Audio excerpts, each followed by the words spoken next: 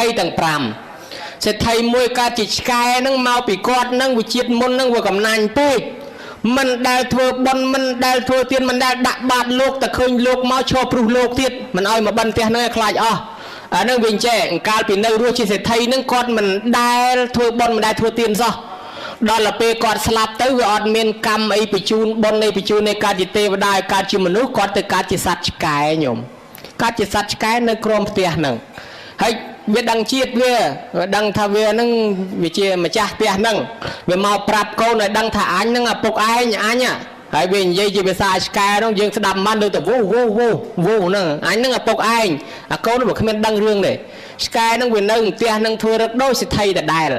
ថ្ងៃមួយប្រពុតយើងមកបិណ្ឌបាតអាឆ្កែហ្នឹងវាធ្លាប់ដាំពូជស្អប់លោកវាឃើញលោកមកបិណ្ឌវាទៅបោះជំហានឈរនឹងមុខនឹងជេរហ្មងបន្តិចហ្មងពួកសាមណៈអស់ហ្នឹងមកផ្ទះអញទីមកយកលុយកូនអញមកយកបាយកូនអញអស់ទ្រព្យសម្បត្តិអញព្រុសស្កាត់ផ្លូវជេរប្រពុតថាណែលោកសេដ្ឋីជាតិមុនជេរតថាគតខ្លាំងហ្នឹងឯងបានមកកើតជាឆ្កែឥឡូវជេរតថាគតទៀតទៅអបជ័យពីនោះវាលឺគិតមកអញឆ្កែមែនអញឆ្កែមែនអៀនខ្លួនព្រះថាបើអញជេរព្រះទៅអបជ័យ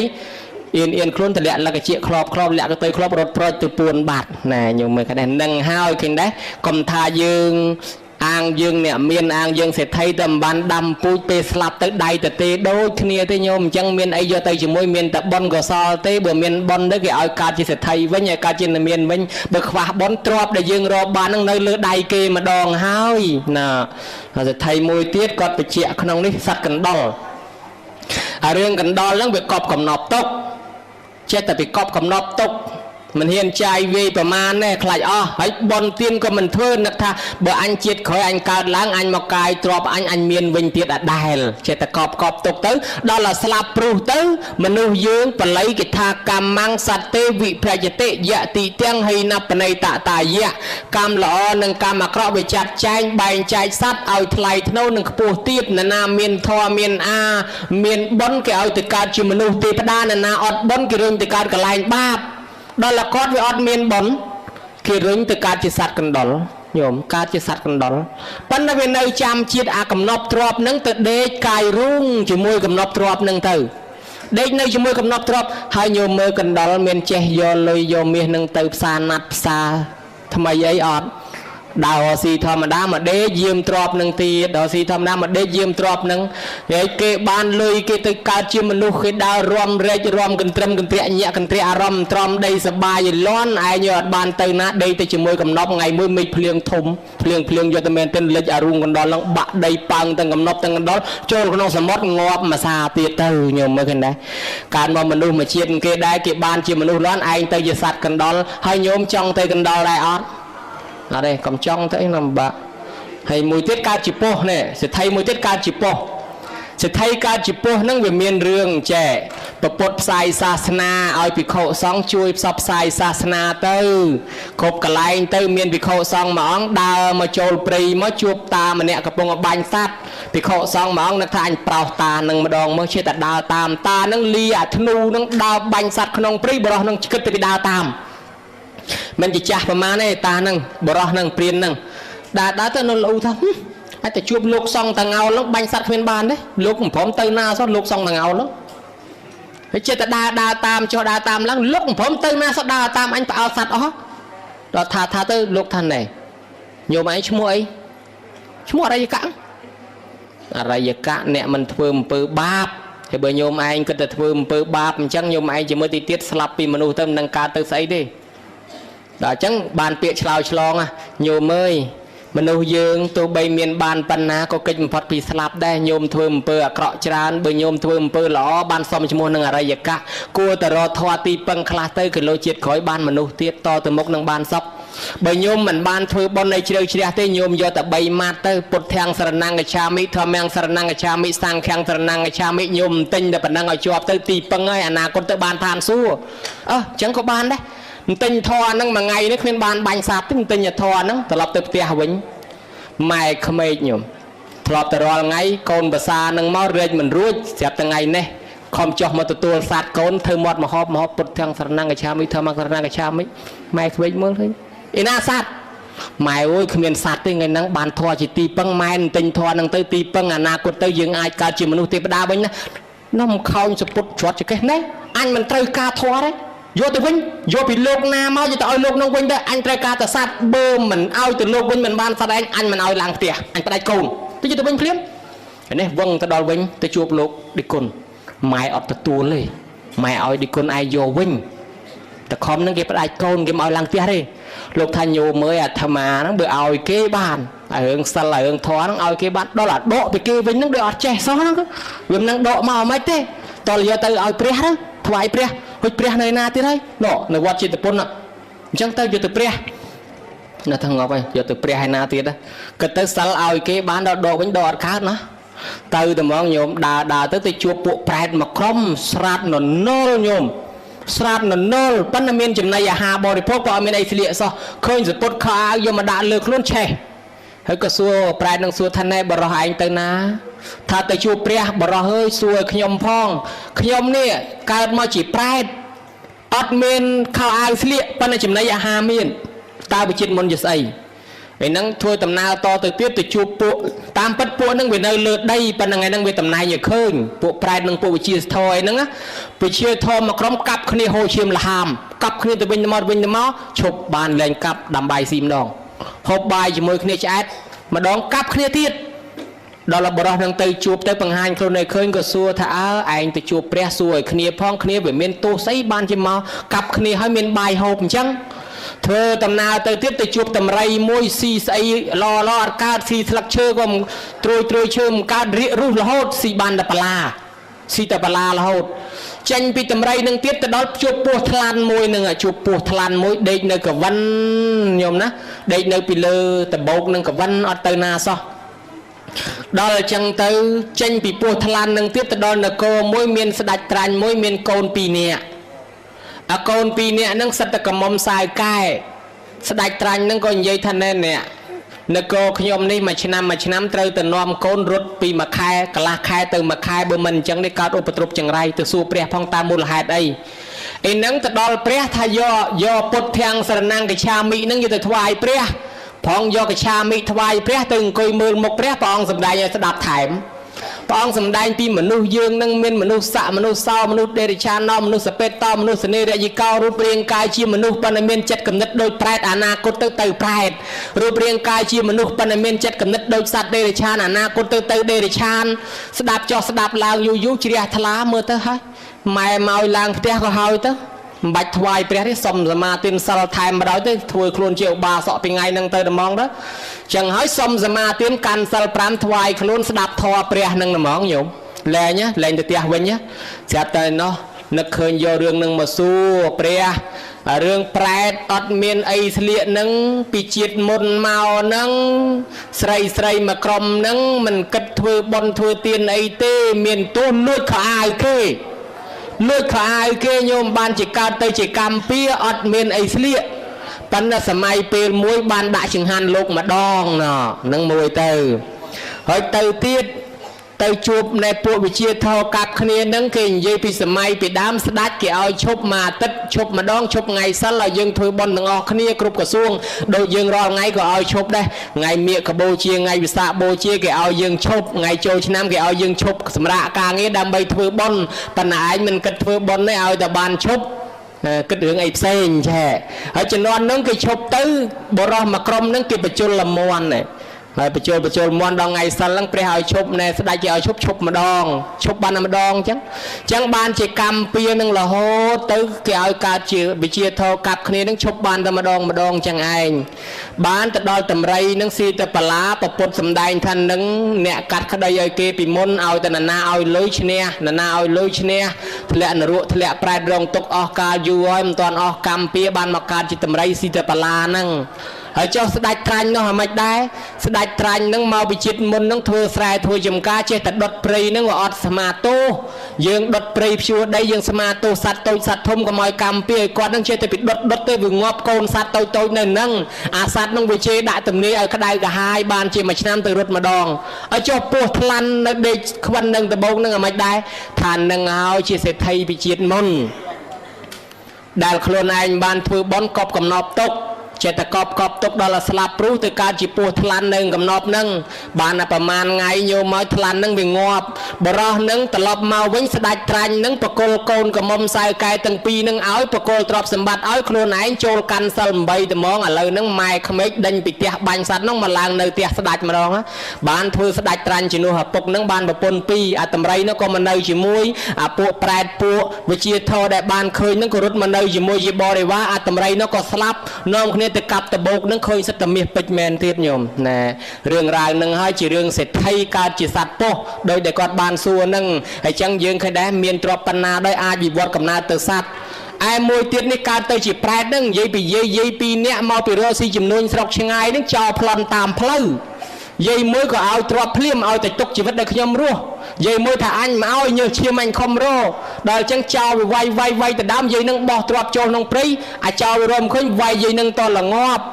ដល់ឲ្យយាយនឹងស្លាប់ទៅអារម្មណ៍ជាប់ជំពាក់កើតជាប្រែតនៅនឹងចឹងទៅថាអាសាទ្រអូនបន្តទៀតអាកូននឹងវាខ្លាចអនន្តសេដ្ឋីនឹងមកសុំទានដល់ផ្ទះនឹងវាយំអាពុកឃើញកូនយំឃើញអ្នកសុំទានមកប្រើគេឲ្យវាយថាណែអ្នកសុំទានមកពីណាវាយទៅឲ្យយើងផ្ដាំថាមិនឲ្យទាននេះគេខ្ជិលរស់ស៊ីប្រើគេវាយអូសបោះលើកំណរសម្រាមព្រុសហើយញោមគិតមើលឪពុកខ្លួនឯងឥឡូវកូនប្រើឲ្យគេវាយអូសបោះចោលអញ្ចឹងជាតិមុនជាសេដ្ឋីជាតិនឹងជាអ្នកសុំទានមកសុំដល់អាទ្រព្យខ្លួនឯងនៅតែអត់បានទៀតនឹងអនន្តសេដ្ឋីបានព្រះអង្គយើងមកសម្ដែងធម៌ដល់នឹងមហាជនគេស្ដាប់ជ្រះថ្លាសម្រេចមគ្គផលលាន់អនន្តសេដ្ឋីលេងឡងគ្មានយល់ធម៌អីមិនតិចព្រោះមិនដែលស្ដាប់លោកទេអត់មាននិស័យអញ្ចឹងនេះរឿងសេដ្ឋីទាំង5ហើយអញ្ចឹងខ្ញុំបកករណាអាត្មាភាពបានបញ្ជាអានិសង្ឃរឿងប្រែតទាំង5នេះចប់សពគ្រប់ហើយសំណួរសួរបន្តទៀតថាសូមបញ្ជាក់ពីអានិសង្ឃរបស់ទុគតបរោះដែលបានទទួលបាតពីព្រះហើយคล้ายទៅជាសេដ្ឋីនោះហេតុអ្វីក៏អានិសង្ឃលឿនម្លេះសូមព្រះអង្គជួយបញ្យល់ឲ្យបានទូលំទូលាយទុគតបរោះជាអ្នកក្រធ្វើបុណ្យម្ដងប៉ុន្តែបានទៅជាអ្នកមានអានឹងមកពីហេតុអីគ្រាន់តែរឿងរ៉ាវនឹងបរោះនឹងវាក្រពេកគេចែកលោកមួយអង្គយកមកធ្វើទានដល់តែជួបអ្នកគេកត់ឈ្មោះលោកគេហៅថាណែទុគតៈឯងក្រជាងគេយកឈ្មោះលោកមួយអង្គគេទៅឲ្យចិត្តមុខចិត្តក្រោយកុំឲ្យវាក្រអញ្ចឹងដាក់ឲ្យខ្ញុំមួយផងដាក់មួយអង្គមកប្រាប់ប្រពន្ធណែខ្ញុំចោះឈ្មោះយកលោកមួយអង្គគេហើយចុះយើងបានលុយណាធ្វើតោះទៅស៊ីឈ្នួលសេដ្ឋីប្រពន្ធទៅបុកអង្គអង្គប្តីទៅរែកទឹកឲ្យគេបានលុយបានកាក់មកយប់នឹងដេកសឹងអំលក់បានរង្វាន់ច្រើនមកធ្វើចង្ហាន់លោកស្អែកព្រលឹមឡើងដាស់ប្តីឯងតោះទៅបេះបន្លែអាប្តីនោះទៅបេះបន្លែបដៅជ្រៀងបដៅសបាយមកអាយុមិនដែលបានធ្វើបុណ្យនេះធ្វើចង្ហាន់លោកដើរបេះបន្លែមាត់ទលេទៅអាអ្នកនេសាទគេកំពុងអមទុកគេចឹងណែជ្រៀងស្អីក៏សបាយម៉េះលោកឆាន់ឥឡូវហើយបេះបន្លែហ្នឹងស្លោប្រគិនលោកឆាន់ឥឡូវហើយដល់ចឹងទៅថាមានលោកឯណាមកឆាន់បោះណែឯងចិត្តតែបន្លែសុទ្ធទេមិនទេដោតត្រីឲ្យយើងចាំយើងឲ្យពុទ្ធបរិស័ទតើក៏ទៅដោតត្រីឲ្យគេទៅគេក៏បានឲ្យត្រីស្ពិននឹង4កប់នឹងភ្នោខ្សាច់បានអាត្រីនឹងយកមកធ្វើចង្ហាន់លោកដល់បានធ្វើរួចស្រេចកំពុងតែធ្វើត្រេកអរអញ្ចឹងស្រាប់តែប្រអិនឯណោះក្តៅដល់ប្រអិនទៀតប្រអិនចុះមកដល់ប្រែកាឡាធ្វើជាអ្នកសុំទានគេអ្នកស៊ីឈ្នួលគេមួយយ៉ាងកាចាស់ត្រតមកដល់សុំសាពះប្រពន្ធលោកអើយខ្ញុំជាអ្នកក្រសុំសណ្ដោសជួយខ្ញុំផងខ្ញុំសុំស៊ីឈ្នួលស៊ីឈ្នួលស្អីបើមកស្រុកនឹងមានតែខ្ញុំក្រជាងគេទេឲ្យមកស៊ីឈ្នួលខ្ញុំមានអីឲ្យធ្វើថាអាណិតខ្ញុំផងទៅខ្ញុំគ្មានអីហូបទេខ្ញុំសុំស៊ីឈ្នួលផងវាអត់ដូចតែគ្នាហ្នឹងឲ្យស៊ីឈ្នួលមិនឲ្យចេះអីនោះគ្មានចេះអីផងចេះតែស្លោវាស្លោអំពេលយកបានលោកស្លោធ្វើអីធ្វើចង្ហាន់លោកបើធ្វើចង្ហាន់លោកខ្ញុំអត់យកលុយទេចែកប៉ុនគ្នាមិនឯងឲ្យគេស្លោឲ្យស្លោទៅយើងចែកប៉ុនគ្នាប្រអិនខ្លាយមកចូលធ្វើចង់ភៅស្លោឲ្យទៅមុនលោកមកចង់ឯនេះវឹងទៅដល់ជួបអ្នកកត់បជីមកលោកដែលបានខ្ញុំមួយអង្គខ្ញុំមកយកឲ្យមកលោកអីនោះគេមកភ្លេចឲ្យឆឹង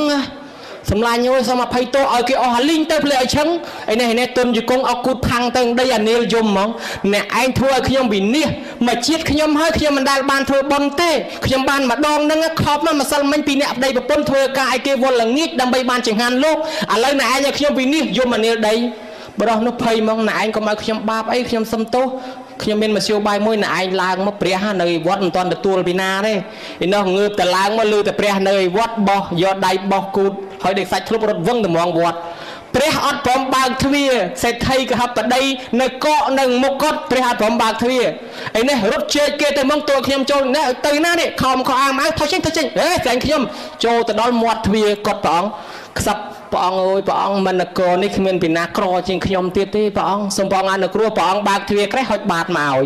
គ្រាន់តែឃើញបានបាតសេដ្ឋីទិញលក់ឲ្យគ្នាមកគ្នាឲ្យ100មួយថានេះឲ្យគ្នាមកគ្នាឲ្យ1000មកឲ្យគ្នាមកគ្នាឲ្យ10000ថាអស់លោកទាំងអស់គ្នាខ្ញុំមិនលក់ទេខ្ញុំមិនដែលបានធ្វើបុណ្យទេបើខ្ញុំបាននិមន្តព្រះបានម្ដងហើយខ្ញុំលក់បុណ្យឲ្យណែឯងខ្ញុំយក1000មកដល់តែខ្ញុំចាយអស់ទៅមិនខ្ញុំជាអ្នកក្រទេដដែលមិនជាតិក្រោយខ្ញុំក្រទេដដែលទោះបីខ្ញុំលំបាកយ៉ាងណាក៏ធ្វើឲ្យតលបានដែរស្ដេចថាអាមាត្យមិនបាច់ទៅដើមយកវាទេទៅតាមផ្ទះវាទៅចាំមើលទៅវាទទួលចង្ហាន់ព្រះជាងទទួលចង្ហាន់ព្រះវាហើយចាំយាងព្រះចូលវាំងតែអង្គុយចាំក្បែរហ្នឹងដល់ទៅពេលទៅដល់ផ្ទះគាត់នឹងវាទៀបទៅដើរទៅតែមិនអោនពកចាមដល់តែព្រះយាងទៅអាចជើងទៅសហើបបន្តិចអាដីខូងបន្តិចចូលទៅគង់អញ្ចឹងទៅប្រអិនខ្លែងគេស្លោដាក់សិតប៊ីចេងទឹក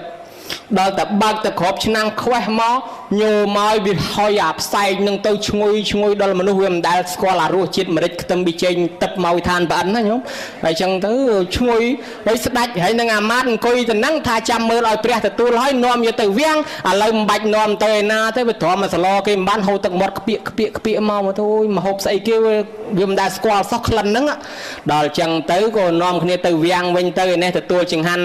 ថ្វាយព្រះអង្គរួចស្រេចក៏ជូនព្រះអង្គទៅវាំងវិញទៅបានធ្លាក់មាសមកប្រើព្រះអិនចងរត់ឲ្យធ្លាក់មាសមកប្រើហើយអញ្ចឹងរត់ទទួលស្ដេចប្រពន្ធដឹកដៃកូនចេញក្រៅផ្ទះមកមើលលើមាសមកពីណាអានេះមិនហ៊ានយកទៀតតែប្តីនឹងទទួលស្ដេចថាព្រះអង្គផ្ទះខ្ញុំព្រះអង្គធ្លាក់មាសលើដបូលបានស្ដេចថាអាណាទើនឹងផ្ទះណែឯងយកអាណាហៀចេញកើបយកមកវាំងបានតែងតាំងណែឯងមកធ្វើជាសេដ្ឋីមកលែងធ្វើអ្នកក្រឲ្យតំណែងជាសេដ្ឋីរួចទៅឲ្យទៅនៅអាដីកន្លែងសេដ្ឋីចាស់គេកាប់កសាងសំណង់ផ្ទះធ្វើវិឡាថ្មីហ្នឹងញោមកាប់ដីនឹងធ្វើវិឡាធ្វើវាមានថ្មីកាប់ទៅចំមកកំណប់ចាស់វាប្រមាណកេះប្រមាណទៀងនៅក្នុងទៀតយកតំណែងនឹងទទួលស្ដេចតែថាអានោះរបស់ឯងណែឯងយកទៅណែហើយដល់អញ្ចឹងទៅបានមានសុខសប្បាយគេសួរគេថាម៉េចក៏បន់ច្រើនម៉េះធ្វើតែម្ដងសោះហើយស្រាប់តែវាឡើងជាសេដ្ឋីនឹងបច្ចុប្បន្នអានឹងមកពីអីសំណួរនឹងមានច្រើនគេថាស្ដាប់ធម៌តែមួយគេថាសម្រាប់មគ្គផលធ្វើបុណ្យតែមិនបន្តិចបានសម្រាប់មគ្គផលលឿនស្ដាប់ធម៌អីហើយឥឡូវធ្វើកឋិនរាល់ឆ្នាំមិនក៏មិនឃើញបានទៅឋានសួគ៌ទេវតាភ្លាមហើយឥឡូវញោមបើធ្វើកឋិនមួយនឹងញោមចង់ទៅទេវតាស្អែកអត់ចង់ទៅកើតអត់អាត្មាជឿថាមិនស្រួលចាំឲ្យវាស្លាប់តាមសម្រួលសិនទៅបើស្លាប់ទៅស្អែកមិនតាន់ទេហើយយើងក៏មិនតាន់ចង់ដែរប៉ុន្តែអញ្ចេះនិយាយពីសម្បត្តិរបស់គេយើងអត់ដឹងថាម្នាក់មានលុយប្រមាណទេឧបមាថាព្រះគ្រូវ៉ាន់ចិន្តាដើរចែកបច្ច័យញោមម្នាក់10000ដូចគ្នាហូចចែកឲ្យរាប់សរុបលុយញោមម្នាក់តើមានប្រមាណញោមខ្លះឃើញ100000ញោមខ្លះ20000ញោមខ្លះ1លានញោមខ្លះ20000ញោមមាន1លាន900,000មុនហើយគេចែក10000ទៀតទៅ1លាន990000មុនហើយញោមបាន2លានបាត់ហើយញោមណានោះបាន99000ដែរទទួល10000នឹងទៀតបាន1លានហើយញោមខ្លះមានតែ10000ទេគេឲ្យ10000ទៅបានតែ20000ហ្នឹងអញ្ចឹងញោមឃើញដែរក្រោយពីចែក10000ស្មើគ្នាហើយលទ្ធផលដែលទទួលអត់ដូចគ្នាទេអ្នកខ្លះបាន1លានអ្នកខ្លះបាន2លានមកពីលុយចាស់របស់គេមានស្រាប់យើងអត់ដឹងថាលុយនៅកប៉ាល់គេប្រមាណទេយើងថែមតែ10000ទៀតទៅគេនឹងឡើងលុយគេទៅទៀតយ៉ាងណាមិញប៉ុននឹងចឹងដែរញោមទឹកពីងគេយើងអត់ដឹងទឹកពីងគេមានប្រមាណផងយើងចាក់តែមួយផ្ដាល់ទៅគេពេញល្មមរួចយើងពីងយើងទៅទេនឹងចាក់10ផ្ដាល់មិនទាន់ពេញផងហើយទៅប្រៀបធៀបមិញបច្ចុប្បន្នហ្នឹងគេក្រមែនប៉ុន្តែប៉ុនចាស់គេមានវាមិនទាន់ឲ្យផលវារងចាំតែបន្តិចទៅវាឲ្យផលដល់តែចាក់តែបន្តិចទៅវាឲ្យផលដូចទឹកគេចិត្តពេញពីងអញ្ចឹងថែមតែបន្តិចទៅពេញយ៉ែហើយចឹងសំណួរដែលគេផ្ញើមកសួរខ្ញុំកណាហ្នឹងគឺតួនាទីខ្ញុំកណាមកតពណ៌ហ្នឹងចប់ប៉ុណ្ណឹងហើយប្រគុណម្ចាស់សូមនិមន្តជ្រាបសាធុអរប្រគុណចំពោះព្រះអានន្ទដែលបានបកស្រាយរំគេសេចក្តីតេតងនៅក្នុងសំណួររបស់ញាតិញោមដែលបានសាកសួរមកក្នុងកម្មវិធីបុណ្យកឋិនទានអានន្ទបានឆ្លើយហោហែរួចរាល់អស់ហើយឥឡូវភារៈភ្នាក់ងារទូនាទីសម្រាប់ខ្ញុំព្រះករុណាអាត្មាដែលមានងារជាកាសបៈបានលើកបញ្ហាសាកសួរចំពោះព្រះ អនុរុទ្ធនឹងលើកបញ្ហាសាកសួរចំពោះព្រះអានន្ទសន្មតបញ្ចប់ប៉ុណ្ណេះប៉ុន្តែបន្តទៅទៀតនេះខ្ញុំព្រះករុណានឹងលើកនៅបញ្ហាសាកសួរចំពោះប្រកេនទូនាទីចែកទូនាទីគ្នាឯណាទូនាទីទៅព្រះអានន្ទដើម្បីសាកសួរនៅបញ្ហាចំពោះព្រះរាហុលនិងព្រះកាលែនថែជាបន្តទៅទៀតអញ្ចឹងញាតិញោមទ្រាំបន្តិចទៀតទៅណាប្រហែលជា2ម៉ោងទៀតចប់ហើយអញ្ចឹងព្រះរាជភ្នាក់ងារប្រគល់ឲ្យព្រះអានន្ទហើយសូមរតនានិមន្តចាប់ក្បាលមេក្រូឡើងដើម្បីលើកនៅបញ្ហាដណ្ដឹងសាកសួរចំពោះព្រះរាហុលនិងព្រះកាលែនថែជាបន្តទៅទៀតចែកជូនញាតិញោមនៅក្នុងកម្មវិធីបន់នេះព្រោះពេលវេលាយើងកាន់តែល្ងឹតទៅហើយខាងក្រៅក៏រៀងល្ងឹតខាងក្នុងក៏រៀងល្ងឹតមើលមុខគ្នាលេងចង់ឃើញហើយបើអញ្ចឹងសូមអារាធនាព្រះអានន្ទលើកបញ្ហាសាកសួរបន្តសូមអារាធនានិមន្តអោប្រគុណម្ចាស់ហើយខ្ញុំកណាឃើញថាបានចប់ហើយខំអរួចខ្លួនខំចាក់ទឹកតែឥឡូវដល់វេនអាត្មាត្រូវសួរជាបន្តទៀតចឹងអាត្មាភារៈថ្ងៃហ្នឹងច្រើនមែនឥឡូវដល់វេអាត្មាសួរនេះទៅនោះមិនវែងទេយកទៅអានេះយកនេះ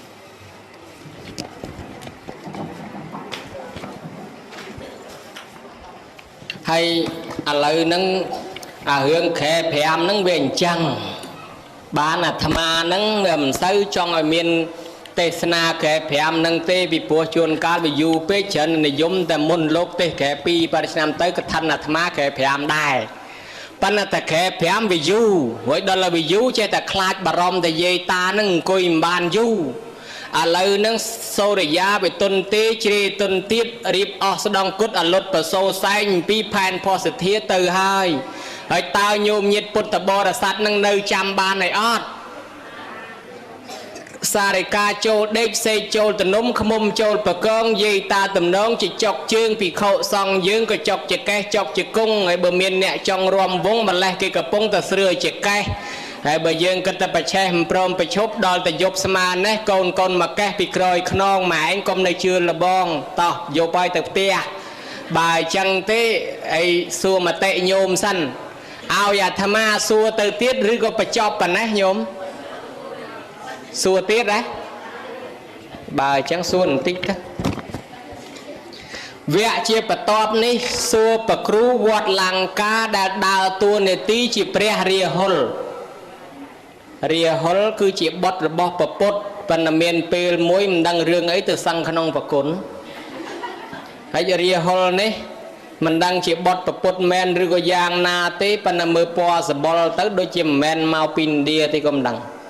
អញ្ចឹងរាហុលនេះមកពីលង្កាមិនមែនមកពីឥណ្ឌាទេទទួលភារៈផ្នែកខាងបុណ្យកឋិនគាត់បានសួរនេះបុណ្យកឋិនវត្តកំពង់7មួយកឋិនវត្តជើងព្រៃមួយកឋិនវត្តកដឹងមួយកឋិនវត្តឋានមួយកឋិនវត្តតមឹមមួយកឋិនទាំង5វត្តតើគាត់ធ្វើកឋិនទាំង5វត្តហ្នឹងគាត់បានទៅកើតជាទេវតាដែរឬអត់សូមនិមន្តឆ្លើយ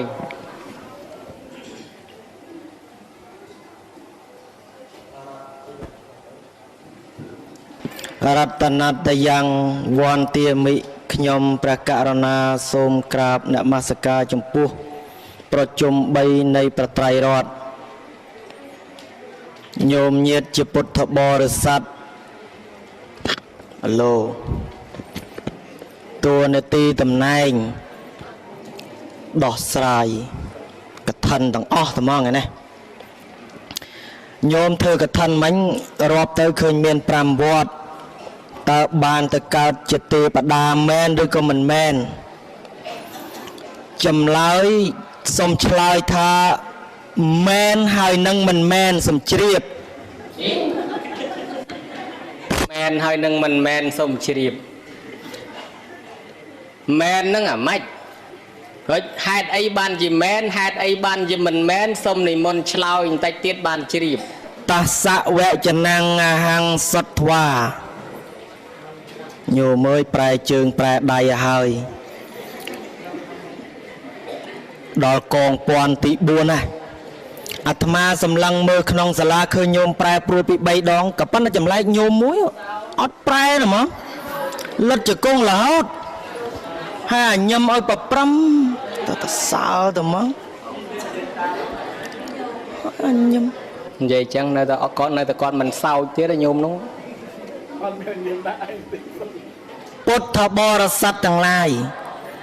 ចម្លើយដែលឆ្លើយថាធ្វើបុណ្យកឋិនហ្នឹងតើកើតទេវតាមែនឬក៏មិនមែនមានពេលខ្លះណាអ្នកធ្វើបុណ្យកឋិនទៅកើតមែនហើយមានពេលខ្លះក៏មិនបានទៅកើតជាទេវតាដែរដោយសារអីថាដោយសារចេតនាជាខាងក្រោយហើយឧទាហរណ៍ថាដូចយ៉ាងសទ្ធិដោយដែលដេចគុណបានលើកពីខាងដើមមិញធ្វើបុណ្យមកកណោពីរកណោអីចឹងទៅក៏ប៉ុន្តែអបរាបរចេតនាឬថាបច្ឆមជីវ័នរបស់យើងធ្វើបុណ្យមកកណោពីរកណោក៏ប៉ុន្តែថារៀបស្លាប់ទៅនឹកឃើញកូននឹកឃើញចៅនឹកឃើញប្តីនឹកឃើញស្រីនឹកឃើញទ្រព្យសម្បត្តិមានវិញ្ញាណទាំងអត់វិញ្ញាណនឹកឃើញម៉ូតូស៊ីក្លូកង់ឡានសពបែបយ៉ាងអីចឹងទៅនៅជាប់ចម្ពាក់វៈវិនហើយធ្វើបុណ្យប៉ុន្មានក៏ដោយញោមញាតិពុទ្ធបរិស័ទតែបើនឹកឃើញតែរឿងអាក្រក់ទៅកើតកន្លែងអាក្រក់មុនមានអគ្គមហេសីស្ដេចមួយរូបគាត់ធ្វើបុណ្យច្រើនណាស់គាត់មិនដែលធ្វើបាបទេក៏ប៉ុន្តែថាថ្ងៃមួយប្រព្រឹត្តអាក្រក់កើតកាមេសូមច្ឆាចារៈមានន័យថាប្រព្រឹត្តកន្លងបរិជាចូលទៅទាន់ថានាងប្រព្រឹត្តកាមេសូមច្ឆាចារៈដល់បរិជាអគ្គមហេសីថាអត់ទេព្រះអង្គខ្ញុំម្ចាស់អត់មានប្រព្រឹត្តអញ្ចឹងទេបើមិនជឿព្រះអង្គចូលទៅក្នុងបន្ទប់ទឹកហ្នឹងដល់តែចូលឲ្យព្រះអង្គចូលទៅបន្ទប់ទឹកហ្នឹងចោទប្រកាន់ថាព្រះអង្គប្រព្រឹត្តកាមេដែរញោមញាតិពុទ្ធបរិស័ទគ្រាន់តែពោលមួយបង្កាច់ប៉ុណ្ណឹងដេកមិនលក់ផ្ទុំមិនលក់បក់មិនឡាហើយសោយក៏វាមិនបានចេះតែស្គមរិញរៃទីបំផុតបានសោយសវណ្ណគតទៅកើតឯណាញោមទៅកើតនរកអស់7ថ្ងៃទៅកើតនរក7ថ្ងៃណាគ្រាន់តែភូតផលកុហកប្តីតែប៉ុណ្ណឹងអីចឹងទេរឿងបុគ្គលដែលបានធ្វើបុណ្យកឋិនហ្នឹងញោមបើញោមបានកើតអបរាបរចេតនាជាខាងក្រោយលោកប្រៀបឧបមាបីដូចជាដុំសម្លៃអញ្ចឹងដុំសម្លៃហ្នឹងបើជាដុំសម្លៃទៅទេដល់តែប៉ើងតាមខ្យល់ទៅវាប៉ើងឡើងលើអាកាសទៅក៏ប៉ុន្តែថាដល់តែវាពាល់ត្រូវធូលីហ្នឹងក៏ច្រើនមានដុំថ្មផងមានអីផងវាធ្លាក់ចូលទៅក្នុងទឹកលិចលងចោះទៅជាលំដាប់អត់ឡើងមកវិញទេបុណ្យរបស់អស់លោកអស់អ្នកជាពុទ្ធបរិស័ទដែលខំសែនសំតិចរហូតដល់បានធ្វើធំហ្នឹងកើតចេតនាជាខាងក្រោយបើនឹកឃើញបុណ្យបានទៅកើតកន្លែងបុណ្យមុនមានឱកាសញោមណាបើយើងបានទៅកើតកន្លែងបុណ្យយើងមានឱកាសបានធ្វើបុណ្យបន្តទៅទៀតតែបើគិតថាបើយើងបានទៅកើតកន្លែងបាបមាននរកប្រែតទេរចានអសុរកាយយើងមានឱកាសពេលវេលាឯណាបានធ្វើបុណ្យតើអត់ទេពិតជាលំបាកយ៉ាប់ហើយភ័ន្តែអនន្តៈបពិតព្រះអានន្ទដ៏ចម្រើនអីចឹងទេបានជាលើកឡើងពីខាងដើមថាអ្នកធ្វើបុណ្យនឹងទៅកើតជាទេវតានឹងក៏មានមិនបានទៅកើតជាទេវតាក៏មាននឹងអាស្រ័យលើចេតនាជាខាងក្រោយបំផុតនៅអម្ចាស់សូមនិមន្តជ្រាប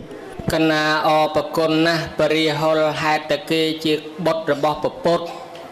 ហើយចឹងឲ្យបានជាគេឆ្លាតដឹងរឿងខ្ទេចខ្ទីញោមឲ្យលឺអាចារ្យខ្លះថាអ្នកណាបានធ្វើកឋិន7វត្តជាតិក្រោយបានទៅទេវតាប៉ុន្តែរឿងពិតមែនទេមិនបាច់7វត្តទេតែ1វត្តក៏ដោយតែសាលដកមួយក៏ដោយឲ្យតែចិត្តជ្រះថ្លាក៏អាចទៅទេវបុត្រទេវធីតាបានដែរព្រះគុណម្ចាស់គេថាមនុស្សក្មេងធ្វើកឋិនឆាប់ស្លាប់អ្នកមានប្រឡងមិនតាន់មានប្រឡងមិនឲ្យធ្វើកឋិនទេមិនតាន់មានប្រឡងមិនឲ្យទូលត្រៃទេហើយបើសិនជាមិនតាន់មានប្រឡងបើចង់ធ្វើកឋិនចេញទៅលុយទៅឲ្យអ្នកផ្សេងគេទូលឲ្យណាវាមានចេះទៀតហើយគេថាបើក្មេងធ្វើឆាប់ស្លាប់អញ្ចឹងខ្ញុំកណាចង់ដឹងថាតើអាយុចាប់ពីប្រមាណទៅបានអាចធ្វើកឋិនបានសូមនិមន្តប្រាប់ភន្តែថេរៈហើយចំមនុស្សអាយុប្រមាណធ្វើកឋិនបានញោមបើសម្លឹងមើលពេញមួយសាលាហ្នឹងវាស់អាយុមិនបានអីចឹងទេបើសម្លឹងមើលក្នុងម៉ាំងសច្ចៈខោឃើញស្រាប់ថាអាយុប្រមាណក៏ធ្វើបន់បានដែរកុំឲ្យតែស្លាប់សំជ្រាបអរប្រគុណណាស់ហើយចុះគេថាឥឡូវលោកថាអាយុប្រមាណក៏ធ្វើបន់បានដែរចុះគេថាក្មេងធ្វើកឋិនឆាប់ស្លាប់នោះតើវាឆាប់ស្លាប់មែនឬក៏យ៉ាងម៉េច នឹងវើធ្វើកឋិនពីក្មេងឆាប់ស្លាប់មែនណាញោមហ៎ហើយចុះញោមខ្លះធ្វើកឋិនប្រមាណវត្តហើយមិនក៏បច្ចុប្បន្នវែងម្លេះហើយចុះក្មេងខ្លះនៅក្នុងផ្ទៃបានតែ1ខែ2ខែហ្នឹងសិតតែធ្វើកឋិនហ្នឹងស្លាប់បាត់តាំងពីក្នុងផ្ទៃម៉េះហើយអ្នកខ្លះលងទឹកស្លាប់ទាំងក្មេងហ្នឹងសិតតែបានធ្វើបុណ្យកឋិនអត់ទេញោមញាតិជាពុទ្ធបរិស័ទរឿងធ្វើបុណ្យកឋិននេះបើនិយាយអំពីសេចក្តីស្លាប់ហ្នឹងវាមានហេតុភេទរបស់វាដែលត្រូវស្លាប់មួយនោះគេថាស្លាប់ដោយសារអស់បុណ្យមួយទៀតនោះស្លាប់ដោយសារអស់កម្មមួយទៀតគេថាអស់ទាំងបុណ្យផងកម្មហ្នឹងគឺអាយុអស់ទាំងបុណ្យផងអស់ទាំងអាយុផងហើយមួយទៀតនោះដោយសារមានកម្មហ្នឹងចូលទៅកាត់ផ្ដាច់នៅតនេស្ងៀមទេក៏មិនដឹងថាគ្រាប់បែកនឹងផ្លោងមកពីណាខ្ទាតបែកទៅស្លាប់បាត់ទៅនៅអង្គុយមាត់ផ្ទះឯណាឯណីនោះទេស្រាប់តាឡាននោះមិនដឹងថាវាផ្លោងពីតាណាមកគេចុះពីផ្លូវមកបុកអាផ្ទះហ្នឹងរលំបាត់បង់អាយុជីវិតស្លាប់ទៅអញ្ចឹងទៅវាមានហេតុមានភេទវាដែលត្រូវស្លាប់ហើយមនុស្សដែលគេលើកឡើងថាមនុស្សអ្នកធ្វើបុណ្យកឋិនពីក្មេងហ្នឹងវាឆាប់ស្លាប់មិនមែនទេហើយចុះនាងវិសាខាធ្វើបុណ្យតាំងពីអាយុ7ឆ្នាំរស់នៅដល់អាយុ120ឆ្នាំនៅអង្គុយបន្លំជាមួយចៅហ្នឹងស្អាតដូចចៅដែរណាក៏គេច្រឡំទល់នាងក្រោកឡើងលន់យកដៃជាត់ជង្គង់មកហ្នឹងទៅនេះតើនាងវិសាខាឯងមើលច្រឡំបែកព្រាទាំងអស់បើស្អាតដល់ទាំងអស់គ្នាអញ្ចឹងអីចឹងទេនេះគ្រាន់តែជាពាក្យគេលើកឡើងទេគេថាទះរាពេជ្ជយេវុធាយេចពាលាយេចបណ្ឌិតាអធិជេវតលតិចសាពេមច្ចុបរាយនីមានក្តីក្រក្តីក្ដុំពីសទ្ធិអ្នកមានអ្នកក្របុគ្គលពួកនឹងកិច្ចវេះជាផុតពីស្លាប់ទេថាអត់កិច្ចវេះជាផុតបានទេសុទ្ធតែមានសេចក្តីស្លាប់នៅខាងចុងទាំងអស់គ្រាន់ថាមិនដឹងថាពេលណាតែប៉ុណ្ណោះអាស្រ័យលើហេតុ4យ៉ាងនឹងឯងឥឡូវបើយើងបានមកក្មេងហើយនាំគ្នាធ្វើបុណ្យទៀតទៅគេថាសពបុណ្យបញ្ចូលបន្ថែមបើយើងបានធ្វើបុណ្យបន្ថែមទេវាជួយឲ្យយើងចម្រុងចម្រើនដែរបើថាបុណ្យវានឹងប្រុងអស់ទេយើងមានបុណ្យទៀតចាយវាយបុណ្យនឹងទៅទៀតផានទេបពិតព្រះអានន្ទដ៏ចម្រើនអីចឹងទេអ្នកធ្វើបុណ្យពីក្មេងដែលឆាប់ស្លាប់នេះគ្រាន់តែជាពាក្យគេថាតែប៉ុណ្ណោះបើមើលក្នុងហេតុដែលនាំឲ្យស្លាប់អត់មានហេតុណាមួយដែលក្មេងធ្វើបុណ្យកឋិនបានអាយុស្លាប់នោះទេណាអម្ចាស់សូមនិមន្តជ្រាបប្រគុណណាស់ព្រះរាហុលហើយចឹងកិច្ចមិនផុតពីស្លាប់ទេអ្នកមានអ្នកក្រអ្នកល្អអ្នកអាក្រក់សេដ្ឋីក៏ហបដីក៏ដុំពីរក៏គង់តែមរណាំងកិច្ចមិនផុតពីស្លាប់ប៉ុន្តែគេថាក្មេងធ្វើកឋិនឆាប់ស្លាប់គឺគេថាទេមិនមែនព្រះថាទេតាមពិតអ្នកដែលឆាប់ស្លាប់មកពីវាអស់បុណ្យឯបានធ្វើកឋិនពីក្មេងគឺសពបុណ្យបញ្ចូលបន្ថែមអាយុវែងដោយវិសាខាហើយមួយទៀតថាមិនទាន់មានប្រឡងគេមិនទាន់ឲ្យធ្វើកឋិនតាមពិតមកពីគេចង់ឲ្យយើងគិតគូកូនចៅផងទេបើយើងអាចធ្វើបុណ្យកើតក៏ធ្វើទៅចឹងណាវាមិនមែនក្មេងធ្វើបុណ្យទៅអាយុខ្លីឆាប់ស្លាប់ឲ្យអត់ទេព្រះអត់បានថាអញ្ចឹងទេប៉ុន្តែមួយទៀតគេថាមិនថាស្លាប់ទេឥឡូវនេះវាចេញពាក្យមួយទៀតមានក្មេងមួយប្អូនសុករិនខលពីប្រទេសកូរ៉េមកថាគាត់នឹងចង់ជឿព្រះទៅដាក់វត្តណានោះ2អង្គប៉ុន្តែគេថាកុំឲ្យជឿព្រះយើងក្មេងអញ្ចឹងដាក់រស់ស៊ីអត់ឡើងណែមួយហើយមួយទៀតគេថាមនុស្សយើងនៅក្មេងមិនទាន់មានប្រឡងនឹងគេឲ្យធ្វើកឋិនបានប៉ុន្តែគេមិនឲ្យទូលត្រៃទេបើទូលត្រៃទៅវាដាក់រស់ស៊ីអត់ឡើងទេអាពីមុនឮថាស្លាប់អាយុខ្លីឥឡូវវាលែងអាយុខ្លីវាទៅជាដាក់រស់ស៊ីមិនឡើងតាមពិតពាក្យនឹងសិតតែជាចចាមអារាមទាំងអស់ញោមពាក្យថាដាក់រស់ស៊ីមិនឡើងដាក់នឹងគឺរាសីវាធ្លាក់រាសីនឹងគឺកំណោបុណ្យហើយវាកំណោបុណ្យវាទៀបនឹងហើយបានវារស់ស៊ីមិនឡើងឥឡូវយើងកំពុងតែធ្វើបុណ្យកំពុងតែបកើនកំណោបុណ្យយើងតាបានយទៅកែនៅពេញណាគាត់ប្រាប់អាត្មាគាត់ថាដេកគុណណាខ្ញុំកណាជឿណាឲ្យតែខ្ញុំកណាធ្វើបុណ្យការងារខ្ញុំកណារស់ស៊ីឡើងស្រើតចឹងខ្ញុំកណាជឿចឹងមនុស្សយើងរាសីធ្លាក់មកពីវាខ្វះបុណ្យដែលយើងធ្វើបុណ្យរាសីឡើងវិញជាព្រះជាអីហ្នឹងសុខសប្បាយណាស់គុណម្ចាស់ហើយមួយទៀតខ្ញុំកណាឆ្ងល់កឋិនទានជាទានបែបណាជាសង្ឃទានឬក៏ជាបដិបុគ្គលិកទានសូមរតនាឆ្លើយ តាសៈវៈចនੰអហੰសុទ្វាកឋិនទាននេះអមម្ចាស់ចាត់ចូលក្នុងសង្ឃទានសូមនិមន្តជ្រាបបីបានបនច្រើនយើងត្រូវធ្វើកឋិនឲ្យកើតជាសង្ឃទានបើធ្វើបានអុកលិកទានមិនបានបនច្រើនទេតើធ្វើជាសង្ឃទានឲ្យបានបនច្រើនធ្វើរបៀបម៉េចសូមនិមន្តប្រាប់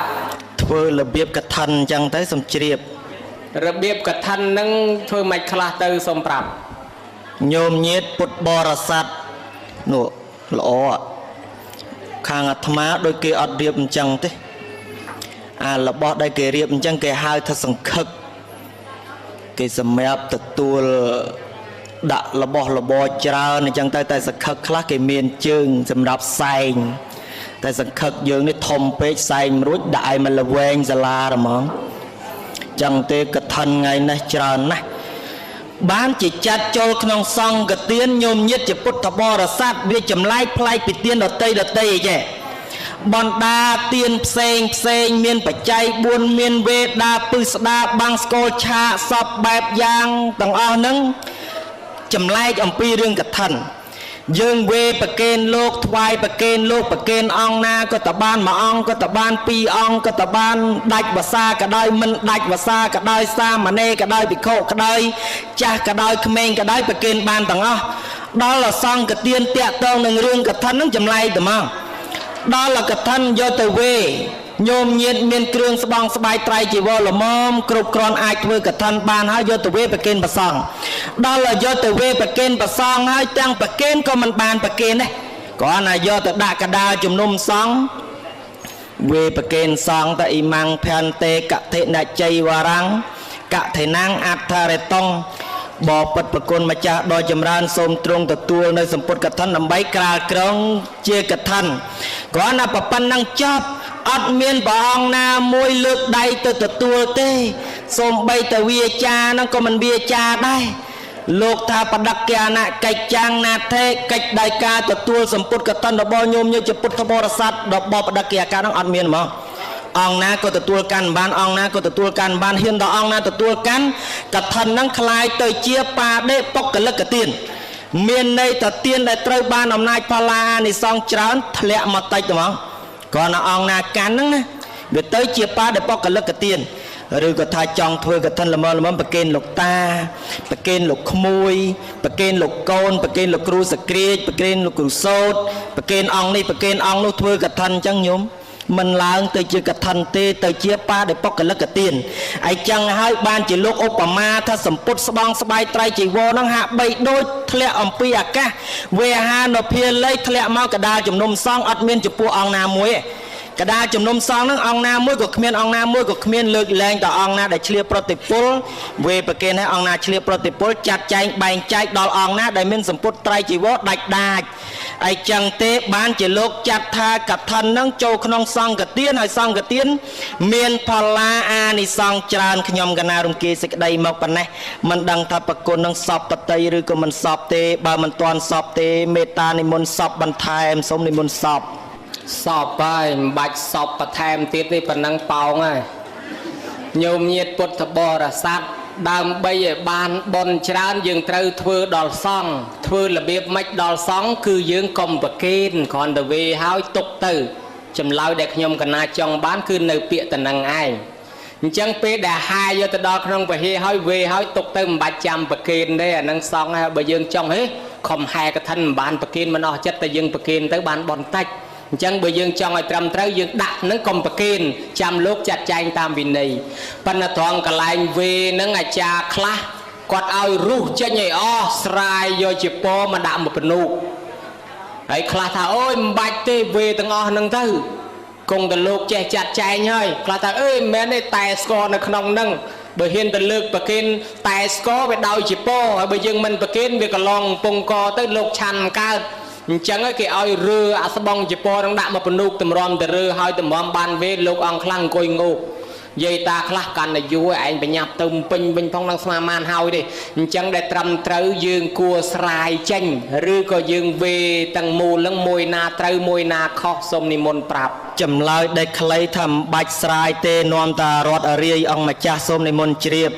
កូនណាត្រូវឲ្យមិនបាច់ចាំស្រាយទេឲ្យចុះបើមិនបាច់ចាំស្រាយវាជាប់អាតែស្គរនៅក្នុងនឹងធ្វើម៉េចរបស់នឹងកន្លងពងកបើយើងមិនប្រគិនផ្ទាល់ដៃតែយើងត្រូវធ្វើម៉េចអានឹងយើងរងចាំ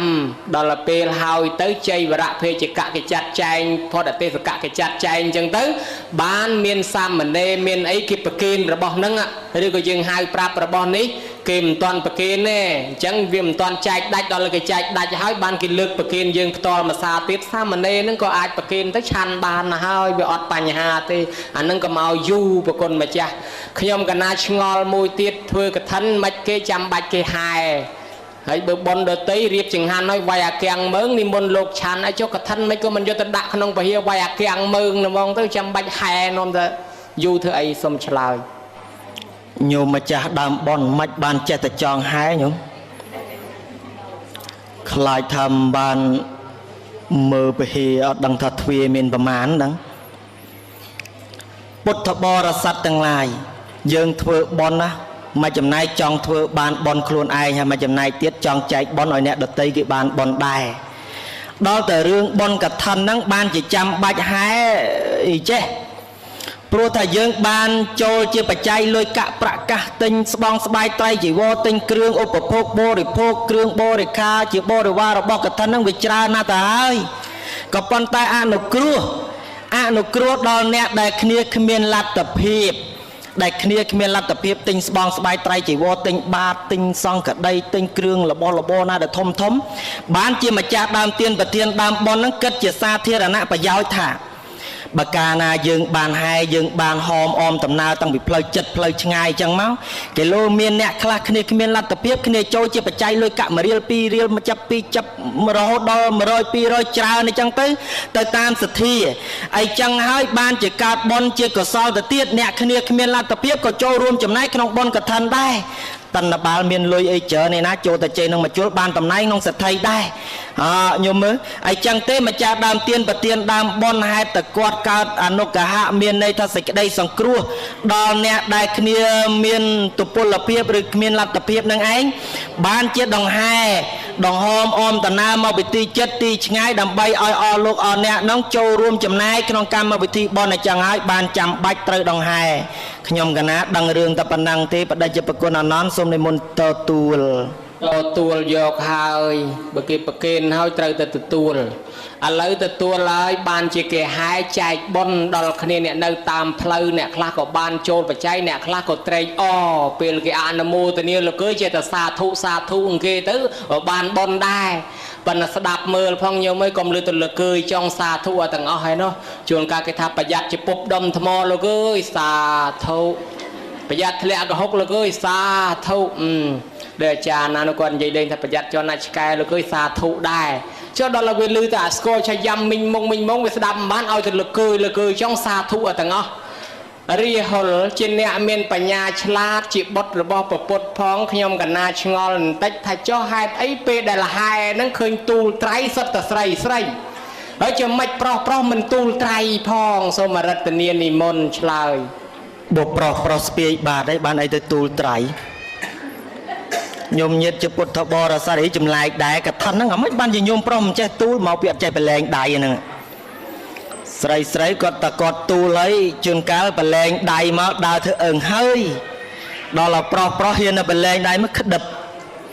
បាត់ឥឡូវហើយដល់សួរថាហេតុអីបានជាឃើញថាញោមស្រីចេះតែទូលអេរឿងហ្នឹងតាក់ទងនឹងស្អីញោម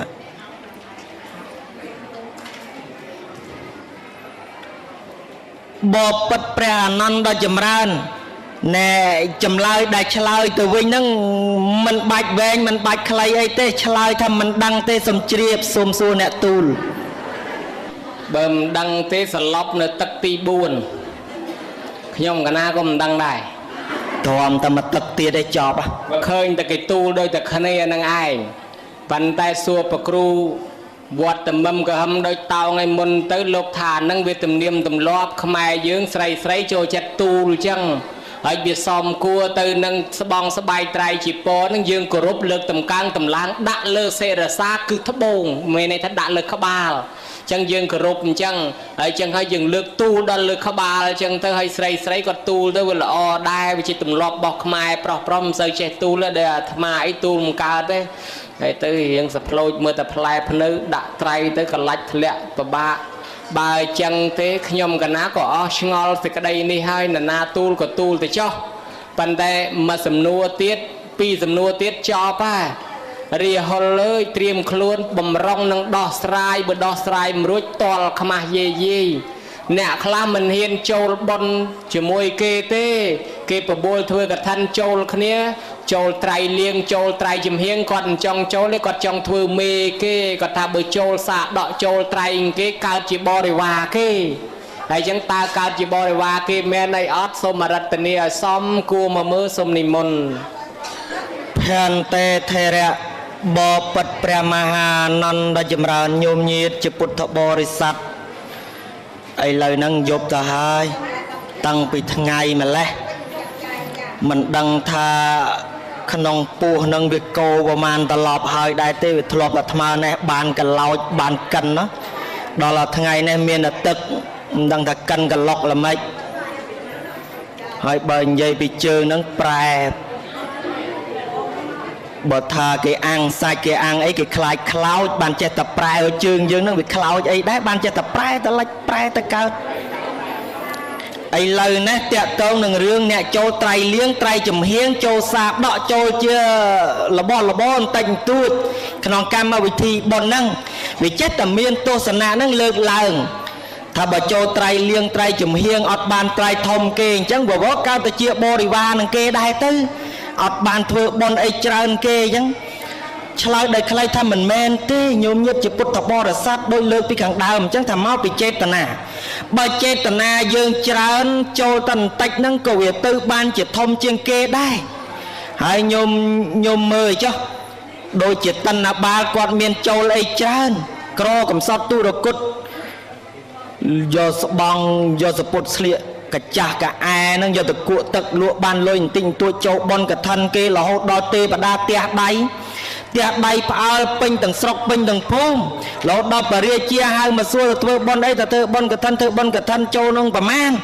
ថាចូលតែចេះហើយនឹងមកជុលហើយបើចូលចេះនឹងមកជុលបានបនឲ្យច្រើនណាស់ព្រះជាសុំទិញបនថាអត់លួឲ្យជាតិមុនមិនដែលបានធ្វើបនគេបានជាតិនេះវាលំបាកយ៉ាប់មកកើតខ្លួនមួយម្នាក់ឯងកណ្ដោយកណ្ដែងដោយកូនកំប្រុកព្រៃ